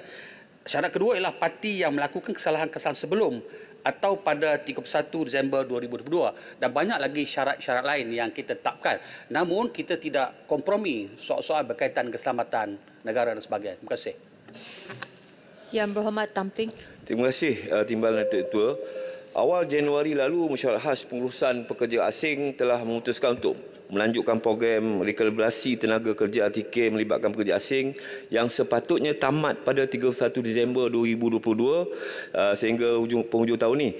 Soalan saya, apakah rasional kerajaan melanjutkan pelaksanaan program tersebut dengan membenarkan majikan mengajikan lagi pekerja asing tanpa izin parti, sedangkan pengajian pekerja asing baru telah dibenarkan susulan pembukaan semula sempadan negara? Dan adakah kelonggaran syarat program tersebut tidak akan menjejaskan keselamatan dan kedaulatan negara? Terima kasih, Datuk Yang Di-Pertua. Terima kasih Yang Berhormat Tampin atas soalan yang baik. Untuk makluman semua, sebagaimana yang saya sebut pada Yang Berhormat Jeli tadi, kita masih lagi dapat lihat bahawa jumlah kumulatif kemasukan pekerja asing yang rendah dan ia tidak lagi memenuhi keperluan industri sebagaimana yang kita harapkan, dan sudah tentu ia memberi kesan negatif kepada pertumbuhan ekonomi negara sebagaimana yang kita semua maklum. Dan kerana itulah pelanjutan RTK ini merupakan satu pelengkap kepada usaha kerajaan dalam memastikan tenaga kerja asing dapat dipenuhi berdasarkan situasi semasa. Langkah ini juga sebenarnya dapat membantu kerajaan untuk pendataan parti selain meningkatkan hasil kerajaan melalui kutipan levy. Pada masa yang sama, kerajaan turut menjalinkan kerjasama erat dengan negara-negara sumber supaya kemasukan pekerja asing baru dapat dipermudahkan. Dan pelan kelonggaran syarat pengajian pekerja asing yang diperkenalkan baru-baru ini merupakan manifestasi kerajaan bagi merancangkan semula sektor ekonomi pasca COVID-19. Berkaitan dengan kelonggaran-kelonggaran yang diberikan, apakah ia menjejaskan soal keselamatan? Pertama, ingin saya sebut bahawa kerajaan tidak kompromi berkaitan dengan soal keselamatan. Kerajaan bersetuju sebenarnya untuk memberi kelonggaran syarat semasa pelanjutan pelaksanaan RTK sehingga Disember 2023. Hal ini termasuklah pembukaan semua pengajian dibenarkan. Selain beberapa kelonggaran syarat parti dan majikan. Namun begitu, sebagai saya sebut, Kementerian Dalam Negeri tidak akan sekali berkompromi apa melibatkan elemen-elemen keselamatan negara dan ketenteraman awam.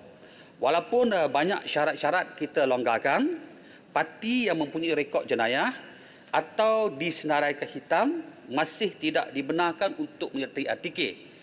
Perkara ini turut terpakai kepada majikan yang mempunyai kes-kes yang masih belum diselesaikan di pihak JIM. Maknanya soal-soal berkaitan keselamatan tetap kita beri keutamaan. Terima kasih. Tambahan kalau boleh. Soalan ini juga soalan Sungai Petani. Saya bagi satu soalan tambahan kepada Sungai Petani. Boleh. Terima kasih Puan Yang di-Pertua. Saya ingin bertanya kepada Timbalan Menteri. Saya difahamkan program ini akan berlanjut sehingga hujung tahun 2023. Jadi apakah langkah kerajaan, adakah akan meneruskan selepas itu dan atau itu sekiranya tidak memenuhi sektor pekerjaan maka akan diteruskan? Dan adakah kerajaan bercadang untuk meningkatkan atau menaikkan lagi fee pembayaran dan juga untuk selama proses verifikasi itu berapa lamakah proses itu diambil untuk memastikan betul-betul strict pemilihan daripada untuk parti ini. Terima kasih. Terima kasih Datuk Ketua. Terima kasih Yang Berhormat Sungai Petani. Jangkaan sasaran kita melalui program rekalibrasi inilah dengan mengharapkan lebih kurang 1,5 juta pekerja melalui program ini dapat kita laksanakan. Sama ada kita mahu melanjutkan atau tidak, kita akan melihat bagaimana perkembangan program-program yang dilaksanakan ini. Dari segi bayarannya, Yang Berhormat Menteri Kementerian Dalam Negeri telah pun buat kenyataan kita tidak ada apa-apa pindaan terhadap bayaran-bayaran yang ditetapkan. Walau bagaimanapun kita nak sebut bahawa kita dari masa ke semasa sentiasa melihat perkembangan program ini, melakukan penambahbaikan. Yang penting apa yang kita lakukan ini dapat memenuhi hasrat kerajaan terutama sekali untuk memenuhi keperluan sektor industri. Terima kasih.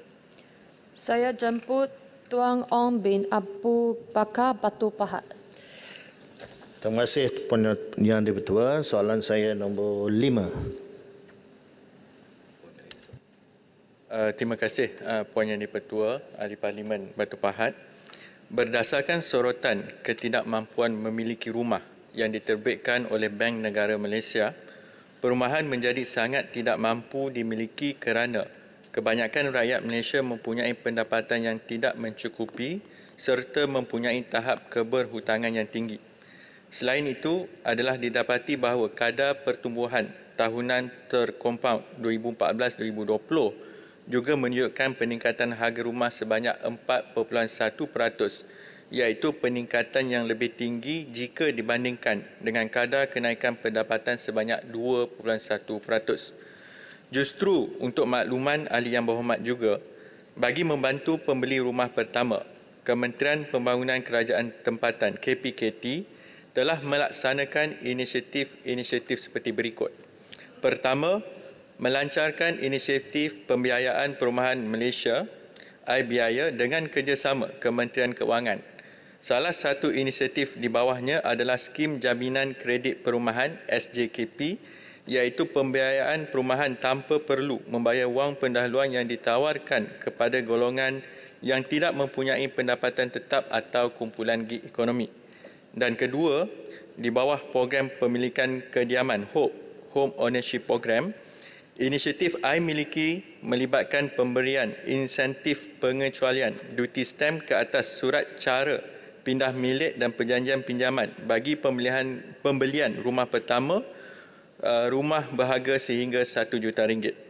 Selain itu, bagi memastikan harga rumah adalah terkawal dan mampu dimiliki, kerajaan juga telah melaksanakan beberapa tindakan seperti berikut, iaitu pertama, memperkenalkan dasar rumah mampu milik DRMM, iaitu melalui dasar ini, kerajaan telah memperkenalkan dan menetapkan shilling harga rumah mampu milik pada RM300,000.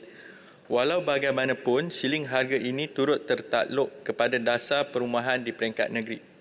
Yang kedua, akan melaksanakan pemetaan indeks rumah mampu milik berdasarkan pendapatan median mengikut negeri dan daerah yang diperolehi daripada tinjauan laporan survey pendapatan isi rumah dan kemudahan asas 2019. Kaedah ini mengambil kira median pendapatan rakyat mengikut lokaliti berdasarkan kaedah gandaan median multiple. Pemetaan ini bertujuan sebagai panduan kepada pemaju serta agensi penyedia perumahan bagi penetapan harga jualan rumah di satu-satu lokaliti. Dan yang ketiga, menggalakkan pemaju untuk melaksanakan kajian keboleh-laksanaan atau feasibility study sebelum sesuatu pemajuan dilaksanakan bagi memastikan rumah yang dibina adalah berdasarkan kemampuan rakyat, seterusnya mengelakkan rumah tersebut tidak terjual. KPKT insya-Allah akan terus giat melaksanakan pelbagai inisiatif bagi memastikan rakyat mendapat akses terhadap perumahan yang berkualiti dan mampu dimiliki. Terima kasih. Batu Pahat. Terima kasih Puan Ketua. Timbalan Menteri, soalan tambahan. Selain daripada kenaikan harga rumah, rakyat juga gusar akan tren terlalu banyak projek perumahan yang sakit dan terbengkalai. Mohon Kementerian nyatakan unjuran atau berapa banyak projek yang sakit yang terbengkalai sehingga tahun ini. Terima kasih Yang Berhormat Batu Pahat atas soalan dan kepekaan beliau. Kementerian amat prihatin dengan kegusaran rakyat, terutamanya bila melibatkan rumah lewat atau sakit ini.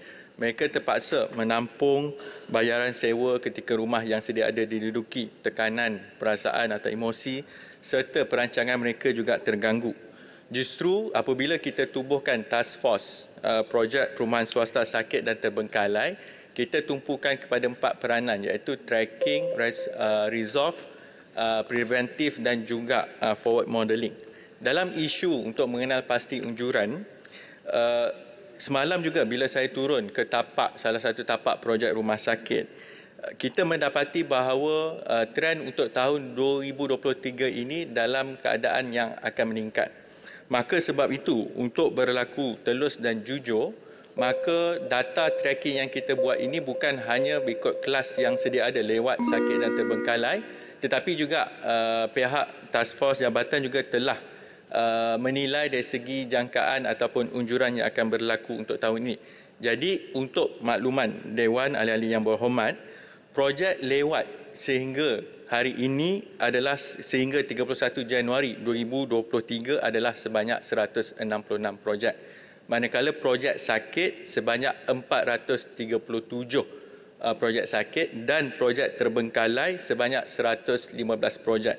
Tetapi unjuran yang kita ada untuk tahun 2023 yang akan datang ini, kita jangkakan lewat ada lagi 188, manakala sakit ada lagi 101, menyebabkan unjuran tahun 2023 secara keseluruhan projek lewat sebanyak 354 projek, manakala projek sakit adalah sebanyak 538 projek sekiranya tiada intervensi daripada kerajaan.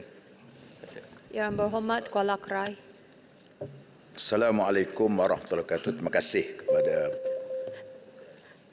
Bagan Serai. Bagan Serai. Terima kasih kepada Puan Speaker. Fenomena yang berlaku ini sebenarnya kita merasa bimbang. Takut akan wujudnya generasi tanpa rumah.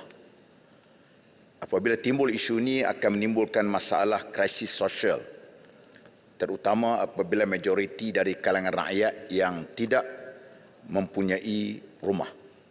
akibat daripada pendapatan yang tidak seimbang dengan harga rumah. Persoalan saya, adakah kerana wujudnya spekulator yang berperanan untuk menaikkan harga rumah? Dan kalau iya, apakah peranan yang perlu dimainkan oleh pihak kerajaan untuk mengatasi perkara tersebut? Terima kasih, Puan Speaker. Terima kasih kepada Yang Berhormat Bagan Serai atas soalan yang dikemukakan. Seperti mana Yang Berhormat sebutkan, soal pemilikan rumah ini bergantung kepada soal pendapatan dan juga harga rumah itu sendiri. Jadi saya jelaskan sedikit bila kerajaan mengumumkan SJKP sebagai contoh untuk membantu mereka memiliki rumah yang pertama, sebenarnya seramai 15,024 orang peminjam telah mendapat manfaat dengan jumlah nilai pembiayaan 1.91 bilion. Jadi sebenarnya kita tahu walaupun harga rumah itu meningkat dan juga pendapatan itu tidak seiring, jadi itulah intervensi yang berlaku atau yang diusahakan oleh kerajaan.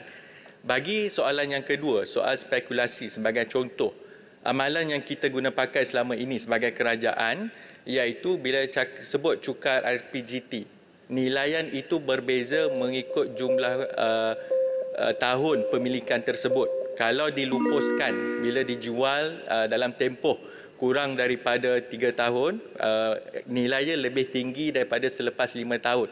Jadi sebab itu untuk mengekang spekulasi itu daripada terus berlaku, ada kaedah-kaedah yang diguna pakai untuk mengelakkan orang beli jual rumah ini dengan tujuan hanya untuk mendapat keuntungan proses jual beli. Sebab itu kita kena cari jalan supaya tempoh memegang rumah tersebut lebih panjang. Dan last sekali, Puan Speaker, sebagai contoh untuk soal pinjaman daripada pihak bank juga, amalan yang diguna pakai ketika ini untuk peminjam rumah pertama sehingga ketiga 10% deposit perlu dibayar. Tetapi bila dah masuk lebih daripada unit yang lebih daripada 3 unit dan ke atas, bank selalunya akan meminta deposit sehingga 30%. Terima kasih. Saya jemput Datuk Dr. Ahmad Yunus bin Hairi, Kuala Langat. Dengan izin Yang di-Pertua, Yang Berhormat Timbalan Menteri di sebelah sana, maqasid syariah di hati tertanam. Mempertahankan LGBT suatu yang bahana. Sila jawab soalan saya nombor 6. Terima kasih Puan Speaker.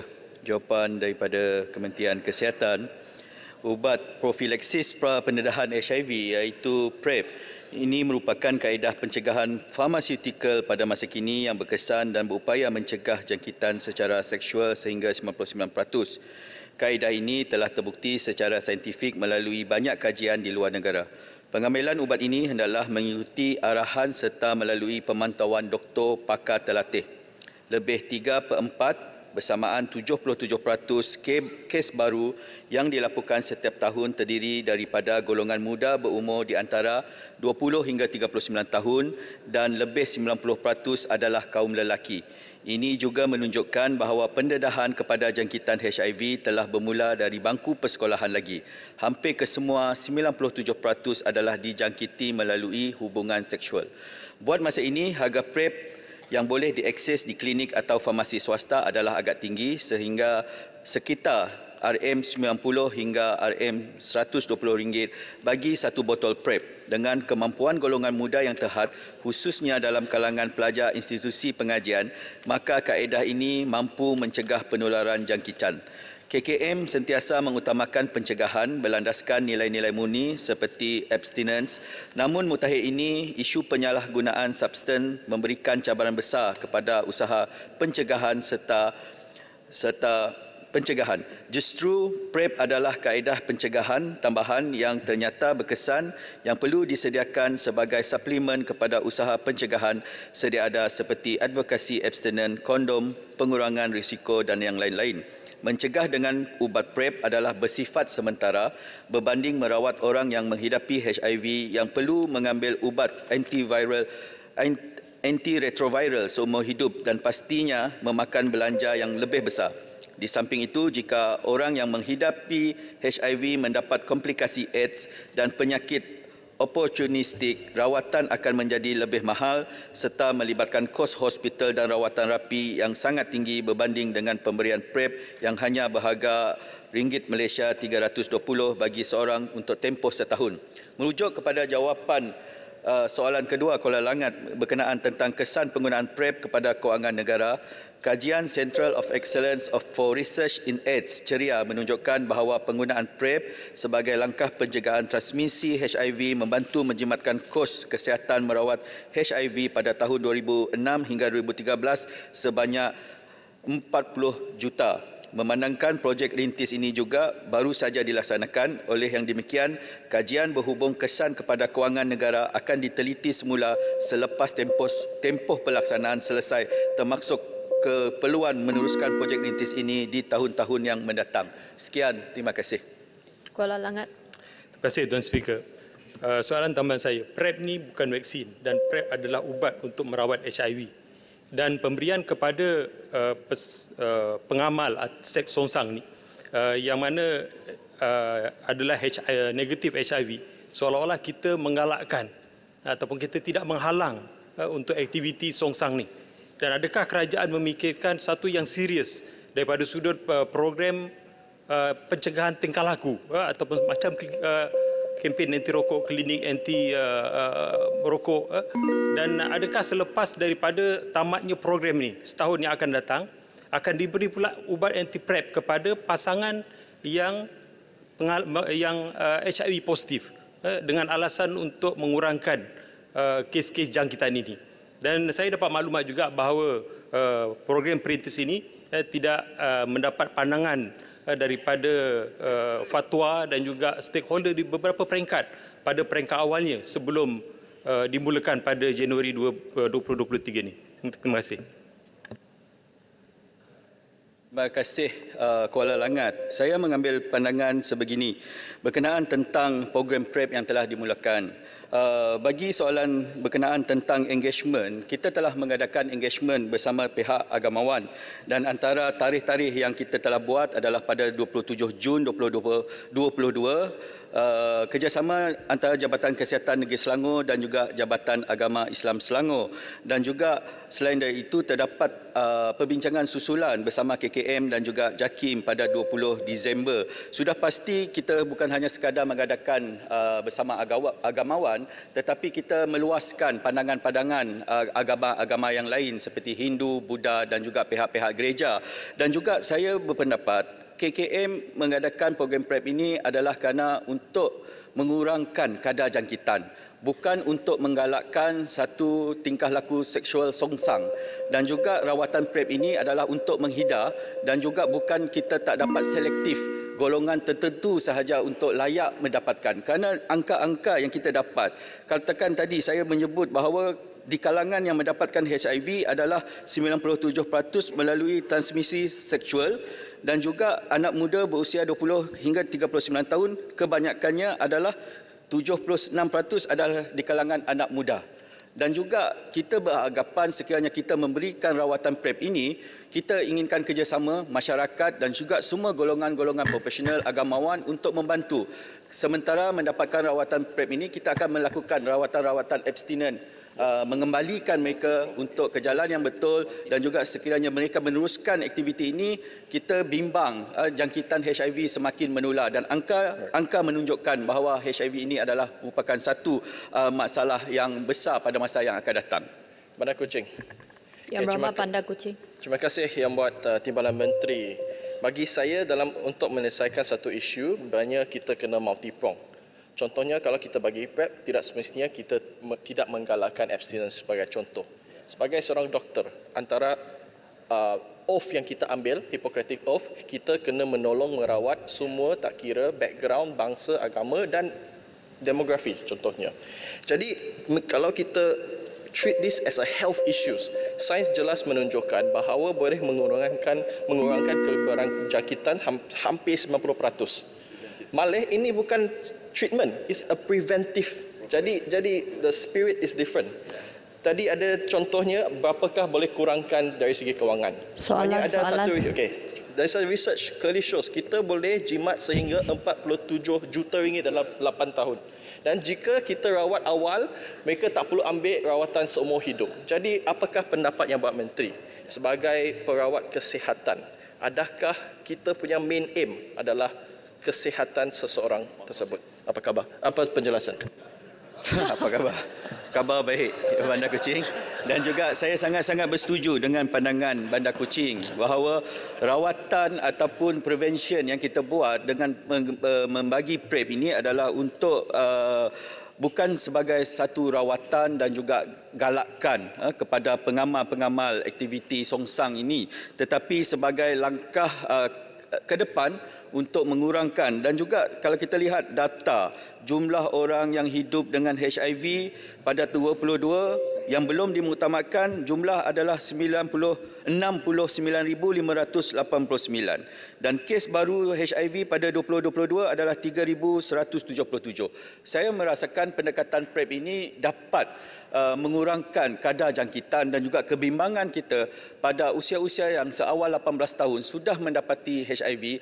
Itu tidak mencukupi dengan langkah abstinence saja, tetapi saya menggalakkan sekiranya ada idea-idea, dan juga program ini adalah merupakan program rintis di 18 buah klinik kesihatan di bawah KKM, dan juga peruntukan ini adalah datang daripada Malaysia Aid Council. Saya merasakan sokongan terhadap program ini kita boleh duduk berbincang dan melihat apakah keperluan dan yes and no berkenaan tentang pemberian PrEP ini untuk masyarakat di Malaysia. Terima kasih Puan Speaker. Saya jemput Datuk Bedong bin Bahanda Kudat. Terima kasih Puan Yang di-Pertua. Ini pertama kali dapat peluang untuk dapat soalan lisan. Soalan saya nombor 7. Terima kasih. Nombor 7. Terima kasih Tuan Yang di-Pertua. Terima kasih YB Kudat atas soalan nombor 7 yang menunjukkan begitu prihatin terhadap isu bekalan elektrik luar bandar, khususnya di negeri Sabah. Untuk makluman Yang Berhormat, Kementerian sentiasa komited dalam menyediakan kemudahan elektrik dan meningkatkan capaian bekalan elektrik di negeri Sabah.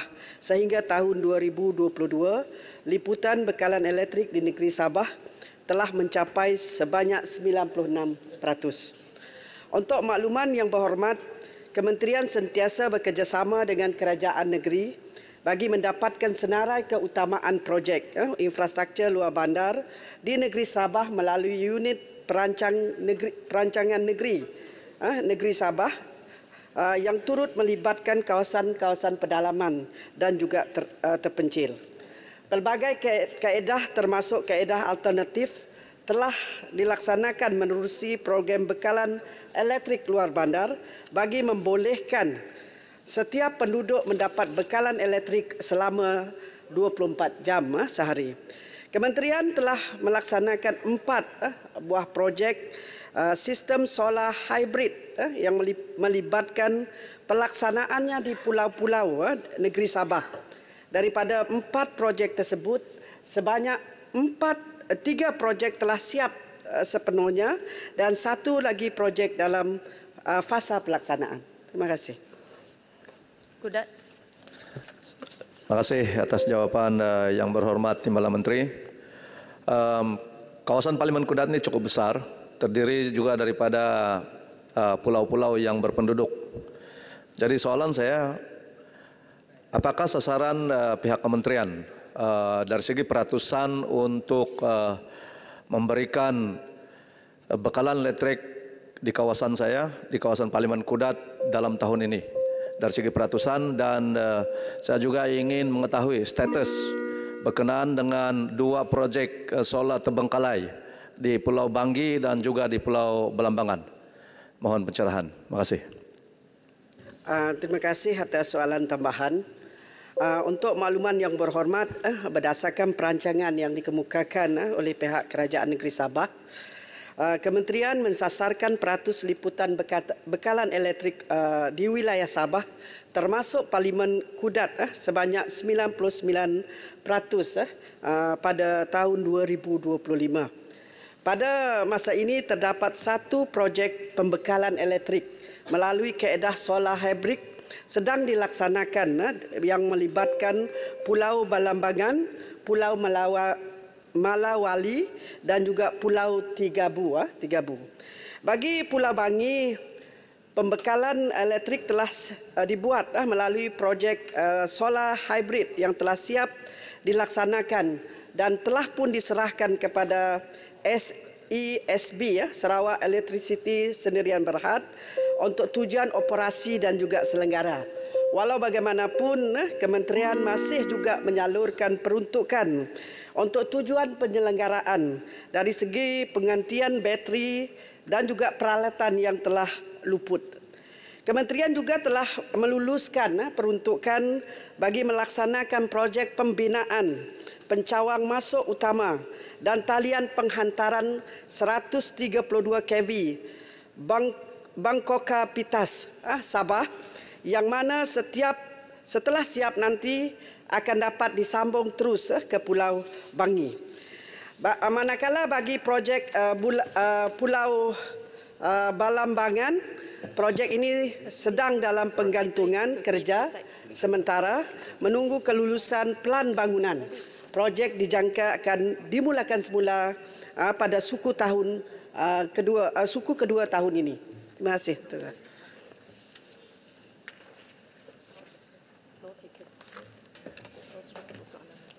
Di soalan nombor to the left. Right. Thank you. Ya Allah, Allahumma salli sayyidina Muhammad. Kita selanjutnya pada soalan nombor 8. Datuk Haji Awang Hashim, Yang Berhormat Pendang. Terima kasih Yang Berhormat Tuan Speaker. Hajat bermukim mencari emas. Mudik ke hulu dengan sampan. Jangan gusar dan jangan cemas. Soalan pendang kali ini di lantai nombor 8.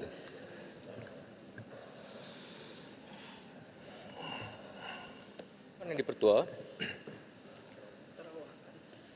Perintah Gaji Minimum 2022 telah berkuat kuasa mulai 1 Mei 2022 dengan kadar gaji minimum ringgit Malaysia 1,500 sebulan untuk semua sektor tanpa mengira wilayah bagi majikan yang menggajikan 5 orang pekerja atau lebih dan tanpa mengira bilangan pekerja bagi majikan yang menjalankan suatu aktiviti profesional yang dikelaskan di bawah Piawaian Pengkelasan Pekerjaan Malaysia 2022. Untuk makluman Dewan Yang Mulia, Kementerian telah menerima sejumlah 23 rayuan daripada majikan pelbagai sektor dan terdapat juga organisasi seperti Persatuan Industri Keselamatan Malaysia, Gabungan Persatuan Pendidikan Islam Malaysia dan Koperasi Pegawai-Pegawai Lembaga Kemajuan Ikan Malaysia yang turut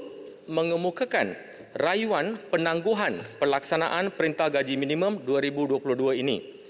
Kerajaan telah membuat keputusan untuk melanjutkan pelaksanaan Perintah Gaji Minimum 2022 bagi majikan yang menggajikan kurang daripada 5 orang pekerja mulai 1 Januari 2023 kepada 1 Julai 2023 di seluruh negara termasuk Sabah dan Sarawak.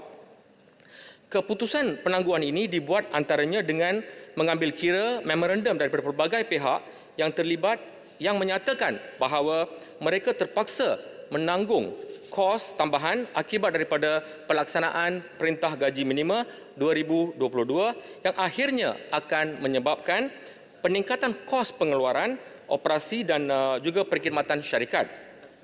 Penangguhan tambahan selama 6 bulan ini terhadap perniagaan mikro di mana pekerjanya kurang daripada 5 orang diharap dapat memberikan peluang untuk mereka menyelaras dan mengimbang keperluan kewangan yang sedikit sebanyak akan membantu memulihkan kedudukan ekonomi mereka. Sekian, terima kasih. Soalan tambah Yang Berhormat. Terima kasih. Tuan Ketua, terima kasih sahabat daripada yang menjawab soalan Menteri KSM. Seterusnya, gaji adalah elemen yang sangat penting bagi untuk menjana ekonomi cycle dan juga penghasilan revenue negara. Jadi gaji juga menjadi satu perkara yang sangat sensitif kepada B40 dan juga golongan rentan.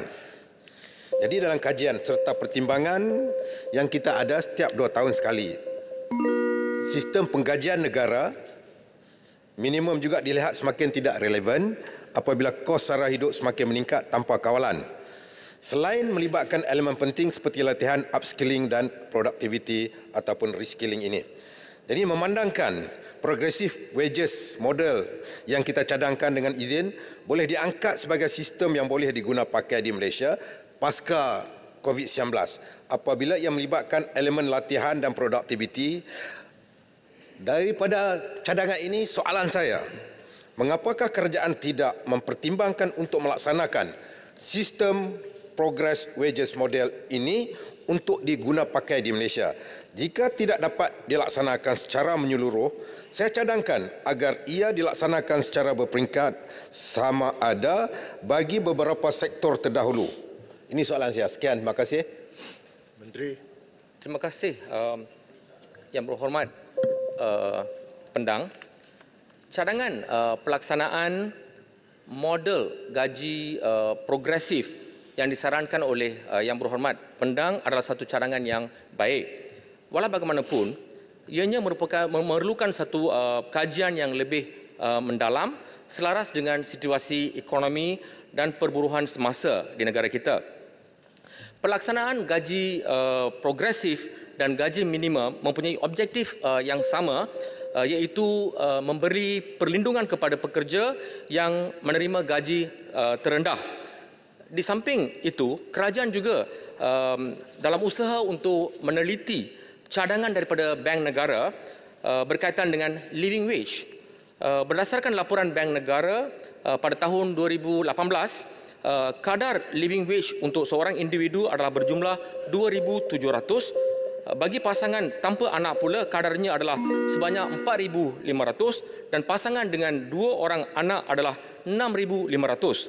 Sehubungan itu, kerajaan perlu mengkaji secara teliti dan mengenal pasti model yang paling sesuai untuk negara kita. Terima kasih, Yang Berhormat. Yang Berhormat Gopeng.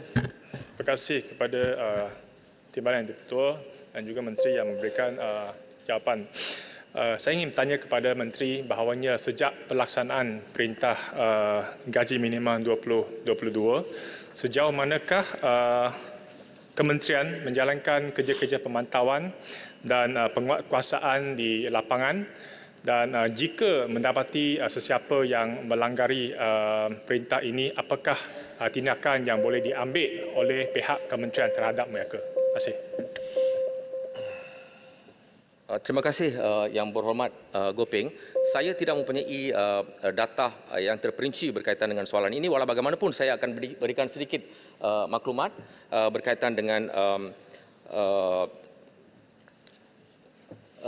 isu ini, di mana bagi tempoh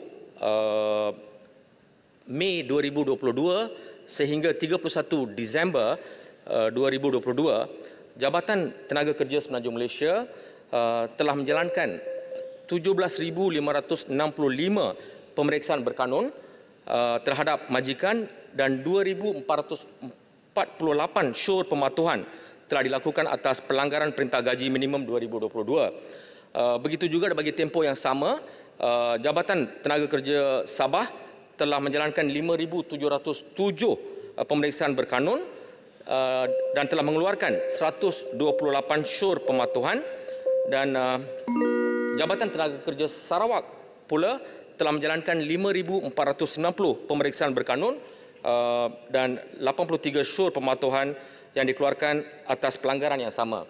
Maklumat-maklumat lain, kalau Yang Berhormat perlu, saya akan berikan secara jawapan bertulis. Terima kasih. Terima kasih Yang Berhormat Menteri. Berikutannya, kita pergi ke soalan yang ke nombor 9. Puan Teresa Kok Sun Sim, Yang Berhormat Seputih. Terima kasih Datuk Yang Dipertua. Soalan saya nombor 9. Terima kasih Datuk Yang Dipertua. Terima kasih Yang Berhormat. KPKT sentiasa berusaha dalam meningkatkan kompetensi unit anjing pengesan K9 Jabatan Bomber dan Penyelamat Malaysia JBPM dalam menghadapi bebanan tugasan yang kian mencabar serta rumit. Pada masa kini, JBPM memiliki 32 aset anjing pengesan yang ditempatkan di 3 buah pusat pengoperasian unit K9 iaitu di Jalan Kelang Lama, KL, Serian, Sarawak dan Tuaran di Sabah. Kesemua anjing pengesan yang ditempatkan di pusat pengoperasian tersebut memiliki kepakaran tersendiri melibatkan 4 disiplin utama iaitu Urban Disaster Search and Rescue, Fire Investigation, Cadaver Wilderness dengan izin Yang di-Pertua. Dalam mengatasi isu berkaitan anjing pengesan yang telah menjangkau usia 10 tahun dan mengidap penyakit kronik serta tidak ekonomik untuk dipulihkan, Kementerian melalui JBPM telah mendapat kelulusan agensi pusat dalam Rolling Plan ketiga RMK ke-12 bagi perolehan sebanyak 12 ekor anjing pengesan yang baharu yang dijangka akan diterima pada tahun 2025, 2 tahun lagi. Perolehan ini adalah bagi penggantian anjing pengesan melibatkan disiplin Fire Investigation dan Urban Disaster Search and Rescue. Anjing ini telah dilatih sepenuhnya oleh pembekal sebelum diserahkan kepada JBPM dan boleh digerakkan ke setiap operasi mengikut disiplin atau kemahiran anjing-anjing tersebut.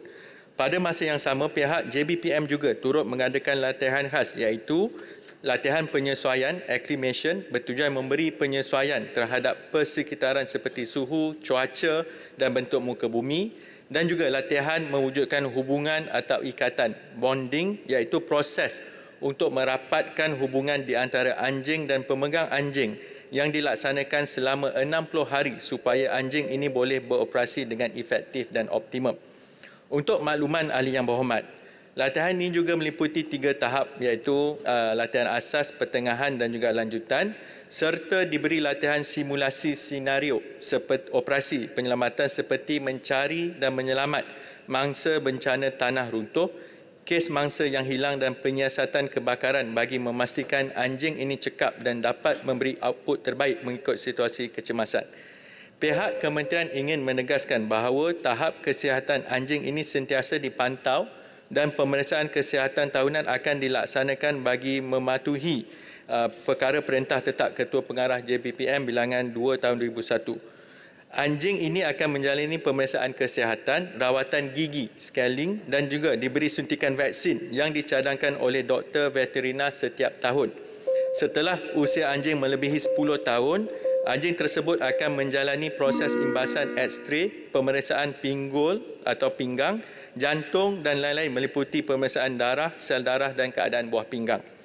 Bagi tujuan pelepasan anjing-anjing pengesan yang dikategorikan sebagai aset hidup adalah dengan merujuk kepada arahan yang saya boleh detailkan kepada Yang Berhormat. Walau bagaimanapun, kalau boleh Datuk Speaker, anjing ini tidak akan dimusnahkan oleh JBPM walaupun selepas usia haiwan tersebut mencapai 10 tahun. Sebaliknya, atas dasar penghargaan kepada khidmat aset hidup ini, maka JBPM telah mengurus kebajikan anjing-anjing dari segi tempat tinggal, makanan, pemeriksaan kesihatan dan juga pemberian suplemen tambahan selepas ditamatkan daripada perkhidmatannya. Kesimpulannya, anjing-anjing pengesan ini hanya akan dilupuskan sekiranya menderita penyakit kronik, tahap kesihatan kritikal atau uzur. Cadangan pelupusan ini akan dibuat hanya setelah mendapat nasihat daripada pihak veterina. Sekian, terima kasih. Soalan tambahan Yang Berhormat Seputih. Terima kasih Datuk Yang di-Pertua dan juga jawapan daripada Timbalan Menteri. Kerana tujuan saya tanya soalan ini adalah kerana apa yang saya tulis ini, apa yang saya dengar daripada mereka yang sayangi anjing. Datuk Yang di-Pertua, saya ingin tanya Yang Berhormat Timbalan Menteri, memandangkan masalah perubahan iklim sekarang, kita lihat akan berlakunya lebih banjir, lebih insiden tanah runtuh di merata-rata tempat termasuk negara kita. Jadi adakah kementerian mempunyai rancangan untuk mengadakan lebih pegawai yang penyelamat dan juga anjing penyelamat, memandangkan ini memanglah satu trend yang malapetaka seperti ini yang berlaku di merata-rata dunia. Terima kasih Yang Berhormat Seputih atas keprihatinan dan juga melihat kepada keperluan bagi pihak Jabatan Bomba. Memang kalau kita lihat untuk sejarahnya yang terdekat, kita juga menghantar pasukan anjing ini ke kejadian tanah runtuh Batang Kali dan kemudian juga 2 ekor Danti dan juga Frankie telah dihantar ke Turki untuk membantu misi penyelamatan. Seperti yang disebut tadi, memang kita dalam proses perolehan 12 ekor anjing, tetapi ini lebih kepada pergantian yang sedia ada. Tetapi hakikatnya memang peningkatan risiko seperti bencana tanah runtuh, keruntuhan bangunan dan penyiasatan kebakaran ini, terutamanya macam yang Berhormat sebut soal perubahan iklim juga menyebabkan risiko itu mungkin bertambah. Jadi kalau di peringkat jabatan sendiri memang mereka ada perancangan, cuma di peringkat kementerian pula kita sememangnya komited. Maka perancangan yang diselaraskan oleh peringkat Jabatan Bomba ini kita akan majukan ke Kementerian Kewangan untuk pertimbangan. Sebab kalau dari segi pusat kita tadi kita ada 3 saja di Sabah, Sarawak dan Kuala Lumpur. Mungkin juga ada keperluan di sebelah kawasan selatan maupun di utara. Sekian, terima kasih Datuk Yang Ketua. Yang Berhormat Terima kasih kerana jawapan yang diberi. Persoalan saya ialah tentang apakah pihak kerajaan tidak bercadang untuk menggunakan anjing di kawasan sempadan yang kita dapati banyak meningkatnya kadar penyerupan walaupun agak lari sikit daripada soalan asal, tetapi bagi saya ialah peranan fungsi anjing tersebut dapat digunakan. Saya fikir di antara binatang yang paling efektif dalam mengesan bau ialah anjing berbanding binatang lain. Jadi persoalan saya ialah apakah kerajaan juga berhasrat untuk melebarluaskan peranan dia di kawasan-kawasan yang kritikal, khususnya kawasan sempadan. Terima kasih. Terima kasih Yang Berhormat. Tadi saya jawab Umar, sekarang jawab pasal anjing pula. Yang mana kalau kita lihat anjing di bawah unit K9, di bawah pengelolaan Jabatan Bomba dan Penyelamat, fungsinya tertumpu kepada 4 perkara tadi. Iaitu lebih kepada soal Urban Disaster Search and Rescue, misi mencari dan menyelamat. Juga soal penyiasatan kebakaran, fire investigation. Jadi tanggungjawab bomba ini tertumpu kepada misi penyelamatan. Manakala untuk soalan Yang Berhormat tadi, saya rasa lebih sesuai untuk ditujukan kepada unit anjing yang mungkin berada di bawah peringkat penguatkuasa yang lain lah, sama ada tentera maupun di peringkat polis. Sebab bila untuk tujuan tanah runtuh sebagai contoh, kalau Yang Berhormat perhatikan, sebab benda ni dah jadi viral trend, anjing bomba ni pun nampak dia comel sikit, dia kecil, dia untuk memudahkan masuk ke kawasan tanah runtuhan. Dia berbeza dengan anjing yang kita dapatkan untuk tujuan operasi yang lain. Terima kasih Datuk Yang di-Pertua. Kita beralih ke soalan yang ke-10. Datuk Dr. Alias bin Razak Yang Berhormat Kuala Nerus. Terima kasih Datuk Yang di-Pertua. Tebang Sawit Tanang Buluh, soalan saya nombor 10. Terima kasih. Terima kasih Yang Berhormat Kuala Nerus. Saya tak ada pantun, saya terus menjawab Tuan Yang di-Pertua. Susulan perwataan larangan merokok di tempat makan di bawah Peraturan 11/1/D Peraturan Kawalan Hasil Tembakau 2004 pindaan 2018, Kementerian Kesihatan Malaysia telah memulakan talian aduan bermula Januari tahun 2019. Sebarang aduan merokok di tempat makan boleh disalurkan melalui aplikasi WhatsApp di talian 010-860-8949. Setiap aduan yang diterima akan diverifikasi oleh Bahagian Kawalan Penyakit KKM dan disalurkan ke lapangan untuk tindakan penguatkuasaan selanjutnya. Bagi aduan berulang, iaitu aduan yang diterima bagi premis yang sama melebihi 2 kali ke atas, tindakan serta-merta akan dilaksanakan dengan memaklumkan kepada penguatkuasa KKM di lapangan untuk tindakan segera. KKM amat prihatin dengan aduan yang diterima, terutamanya bagi aduan berulang. Sebagai contoh, pada tahun 2022, KKM telah menerima sebanyak 7,291 aduan membabitkan 5,030 premis tempat makan, di mana 1,233 premis dengan aduan yang berulang. Sebanyak 200 1,265 premis kawasan larangan merokok telah diperiksa dan sebanyak 30,648 notis kesalahan di tempat makan di bawah peraturan 11/1/D telah dikeluarkan dengan nilai kompaun sebanyak berjumlah 7.6 juta. Untuk makluman Dewan, juga bagi tempoh 1 Januari 2023 sehingga 19 Januari 2023 sahaja, KKM telah menerima sebanyak 587 aduan membabitkan 545 premis tempat makan di mana 40 premis dengan aduan yang berulang.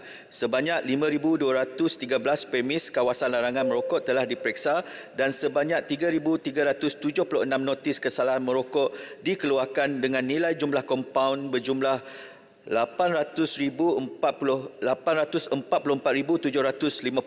Berdasarkan aduan yang telah direkodkan dan dianalisis, beberapa tindakan penambahbaikan telah dan akan dilaksanakan. Antaranya, penyelarasan mekanisme maklum balas tindakan kepada pengadu khususnya bagi lokasi hotspot akan ditambah baik, sesi libat urus dengan persatuan-persatuan pengusaha tempat makan bagi memastikan kepatuhan mereka terhadap larangan merokok ini. Dan ketiga, advokasi dan pendidikan kesihatan berkaitan dengan larangan merokok khususnya di tempat makan akan terus dipergiatkan bagi memastikan orang ramai mematuhi peraturan ini. Bagi maklumat tambahan kepada Yang Berhormat Kuala Nerus, bagi negeri Terengganu, aduan penguatkuasaan yang diterima melalui WhatsApp adalah berjumlah aduan larangan merokok sebanyak 94 kes, premis dengan aduan berulang adalah 7 kes, premis diperiksa adalah berjumlah 26,980 dan notis yang dikeluarkan adalah sebanyak 2,141. Dan untuk makluman Dewan juga, komplain ataupun aduan melalui WhatsApp ini kita tidak dapat buat secara real time. Contohnya, sekarang kita mesej WhatsApp, kita terus dalam tempoh 15 minit penguatkuasa kita terus ke hotspot yang telah diadukan. Kita akan membuat analisa dan mengenal pasti hotspot dan penguatkuasa kita akan turun ke padang. Dan juga untuk makluman Dewan, saya ingin memasukkan jawapan di mana penguatkuasaan yang kita terima, daripada penguatkuasaan kita juga turut menerima ancaman kepada menghalang tugas terhadap petugas penguatkuasaan.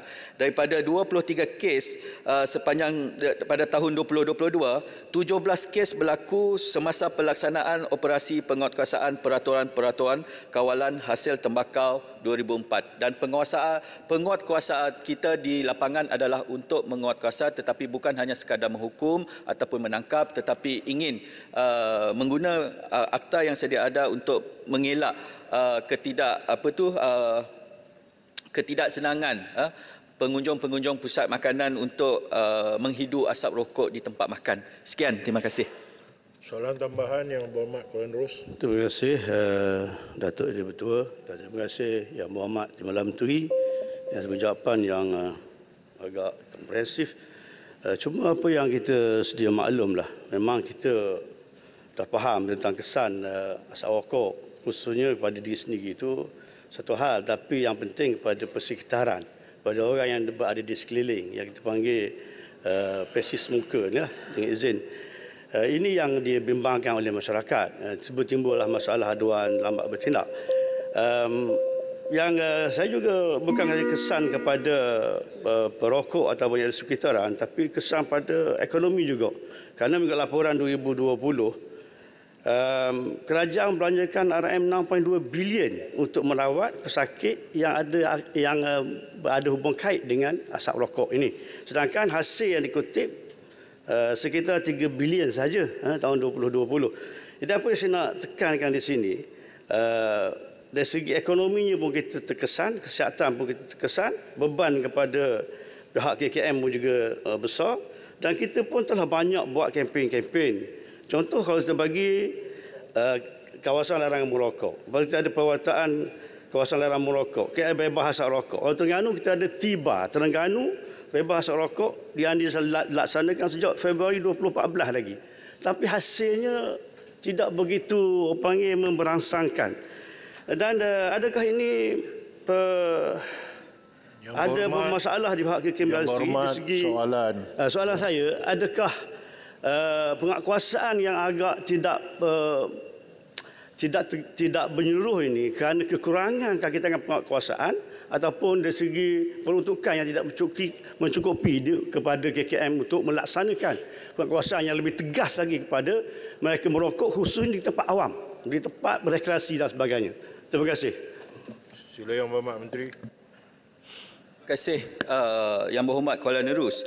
Saya bersetuju dengan pandangan Kuala Nerus berkenaan tentang perbelanjaan yang telah kita belanjakan untuk merawat dan juga membantras aktiviti-aktiviti merokok ini. Sebab itu di peringkat kementerian dan juga berdasarkan pengumuman yang terbaru yang amat berhormat Perdana Menteri apabila ingin memperkenalkan satu cukai untuk vape, di dalam ucapan beliau dimasukkan berkenaan tentang generational endgame ataupun GEG berkenaan satu akta rang undang-undang anti tembakau, dan juga saya berharapkan agar pembentangan GEG ini akan dapat dijayakan dan mendapat sokongan di dalam Dewan. Dengan cara ini kita dapat menghasilkan satu generasi baru, kelompok baru di mana pengharaman ataupun penamatan perokok-perokok apabila mencecah usia 18 tahun dikuatkuasakan, kita akan dapat mengeluarkan generasi yang merokok. Dan juga sudah pasti kita mengalami kekurangan penguatkuasaan. Walaupun demikian, kita sedaya mungkin menggunakan data-data aduan-aduan yang sebanyak 48,000 sepanjang tahun 2022. Kita akan analisakan dan kita akan kenal pasti dan menghantar penguatkuasa kita ke hotspot-hotspot dan untuk membuat penguatkuasaan. Itu adalah ikhtiar daripada KKM. Sekian, terima kasih Yang di-Pertua. Soalan di sebelah kanan. Sila tekan Yang Berhormat Kota Melaka. Terima kasih Timbalan Speaker. Soalan tambahan saya lah, Timbalan Menteri. Banyak usaha yang telah dijalankan oleh pihak kementerian untuk mengatasi larangan merokok ini. Tapi saya nak meminta perhatian daripada Timbalan Menteri. Kita jangan pergi terlalu jauh. Kita tumpukan bangunan parlimen saja.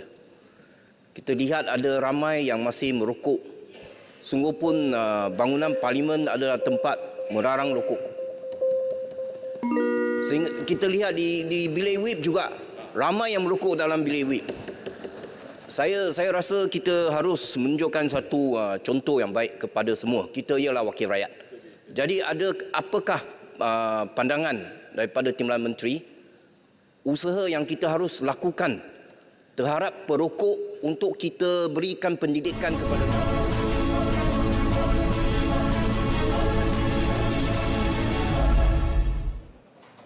Baik, bertemu kembali langsung dari Parlimen bersama saya, Khairul Hafiz Yunus, dan untuk pengetahuan anda ketika ini, siaran di TV1 akan ditangguhkan untuk hari ini dan akan diteruskan di saluran berita RTM My TV sebentar saja lagi. Namun sebelum itu saya ingin ingat kepada anda juga boleh teruskan tontonan kami di pautan-pautan untuk penstreaman langsung. Anda boleh tonton di dua pautan yang kami sediakan untuk anda, dan juga anda boleh muat turun RTM Klik aplikasi tersebut di telefon pintar anda untuk mendapatkan liputan yang komprehensif. Perbahasan masih lagi berlangsung ketika ini dan anda boleh terus ikuti di pautan yang disediakan dan juga terus saja ke saluran berita RTM My TV untuk laporan yang menyeluruh. Itu saja daripada saya untuk ketika ini. Kita bertemu selepas ini. Terima kasih. Assalamualaikum.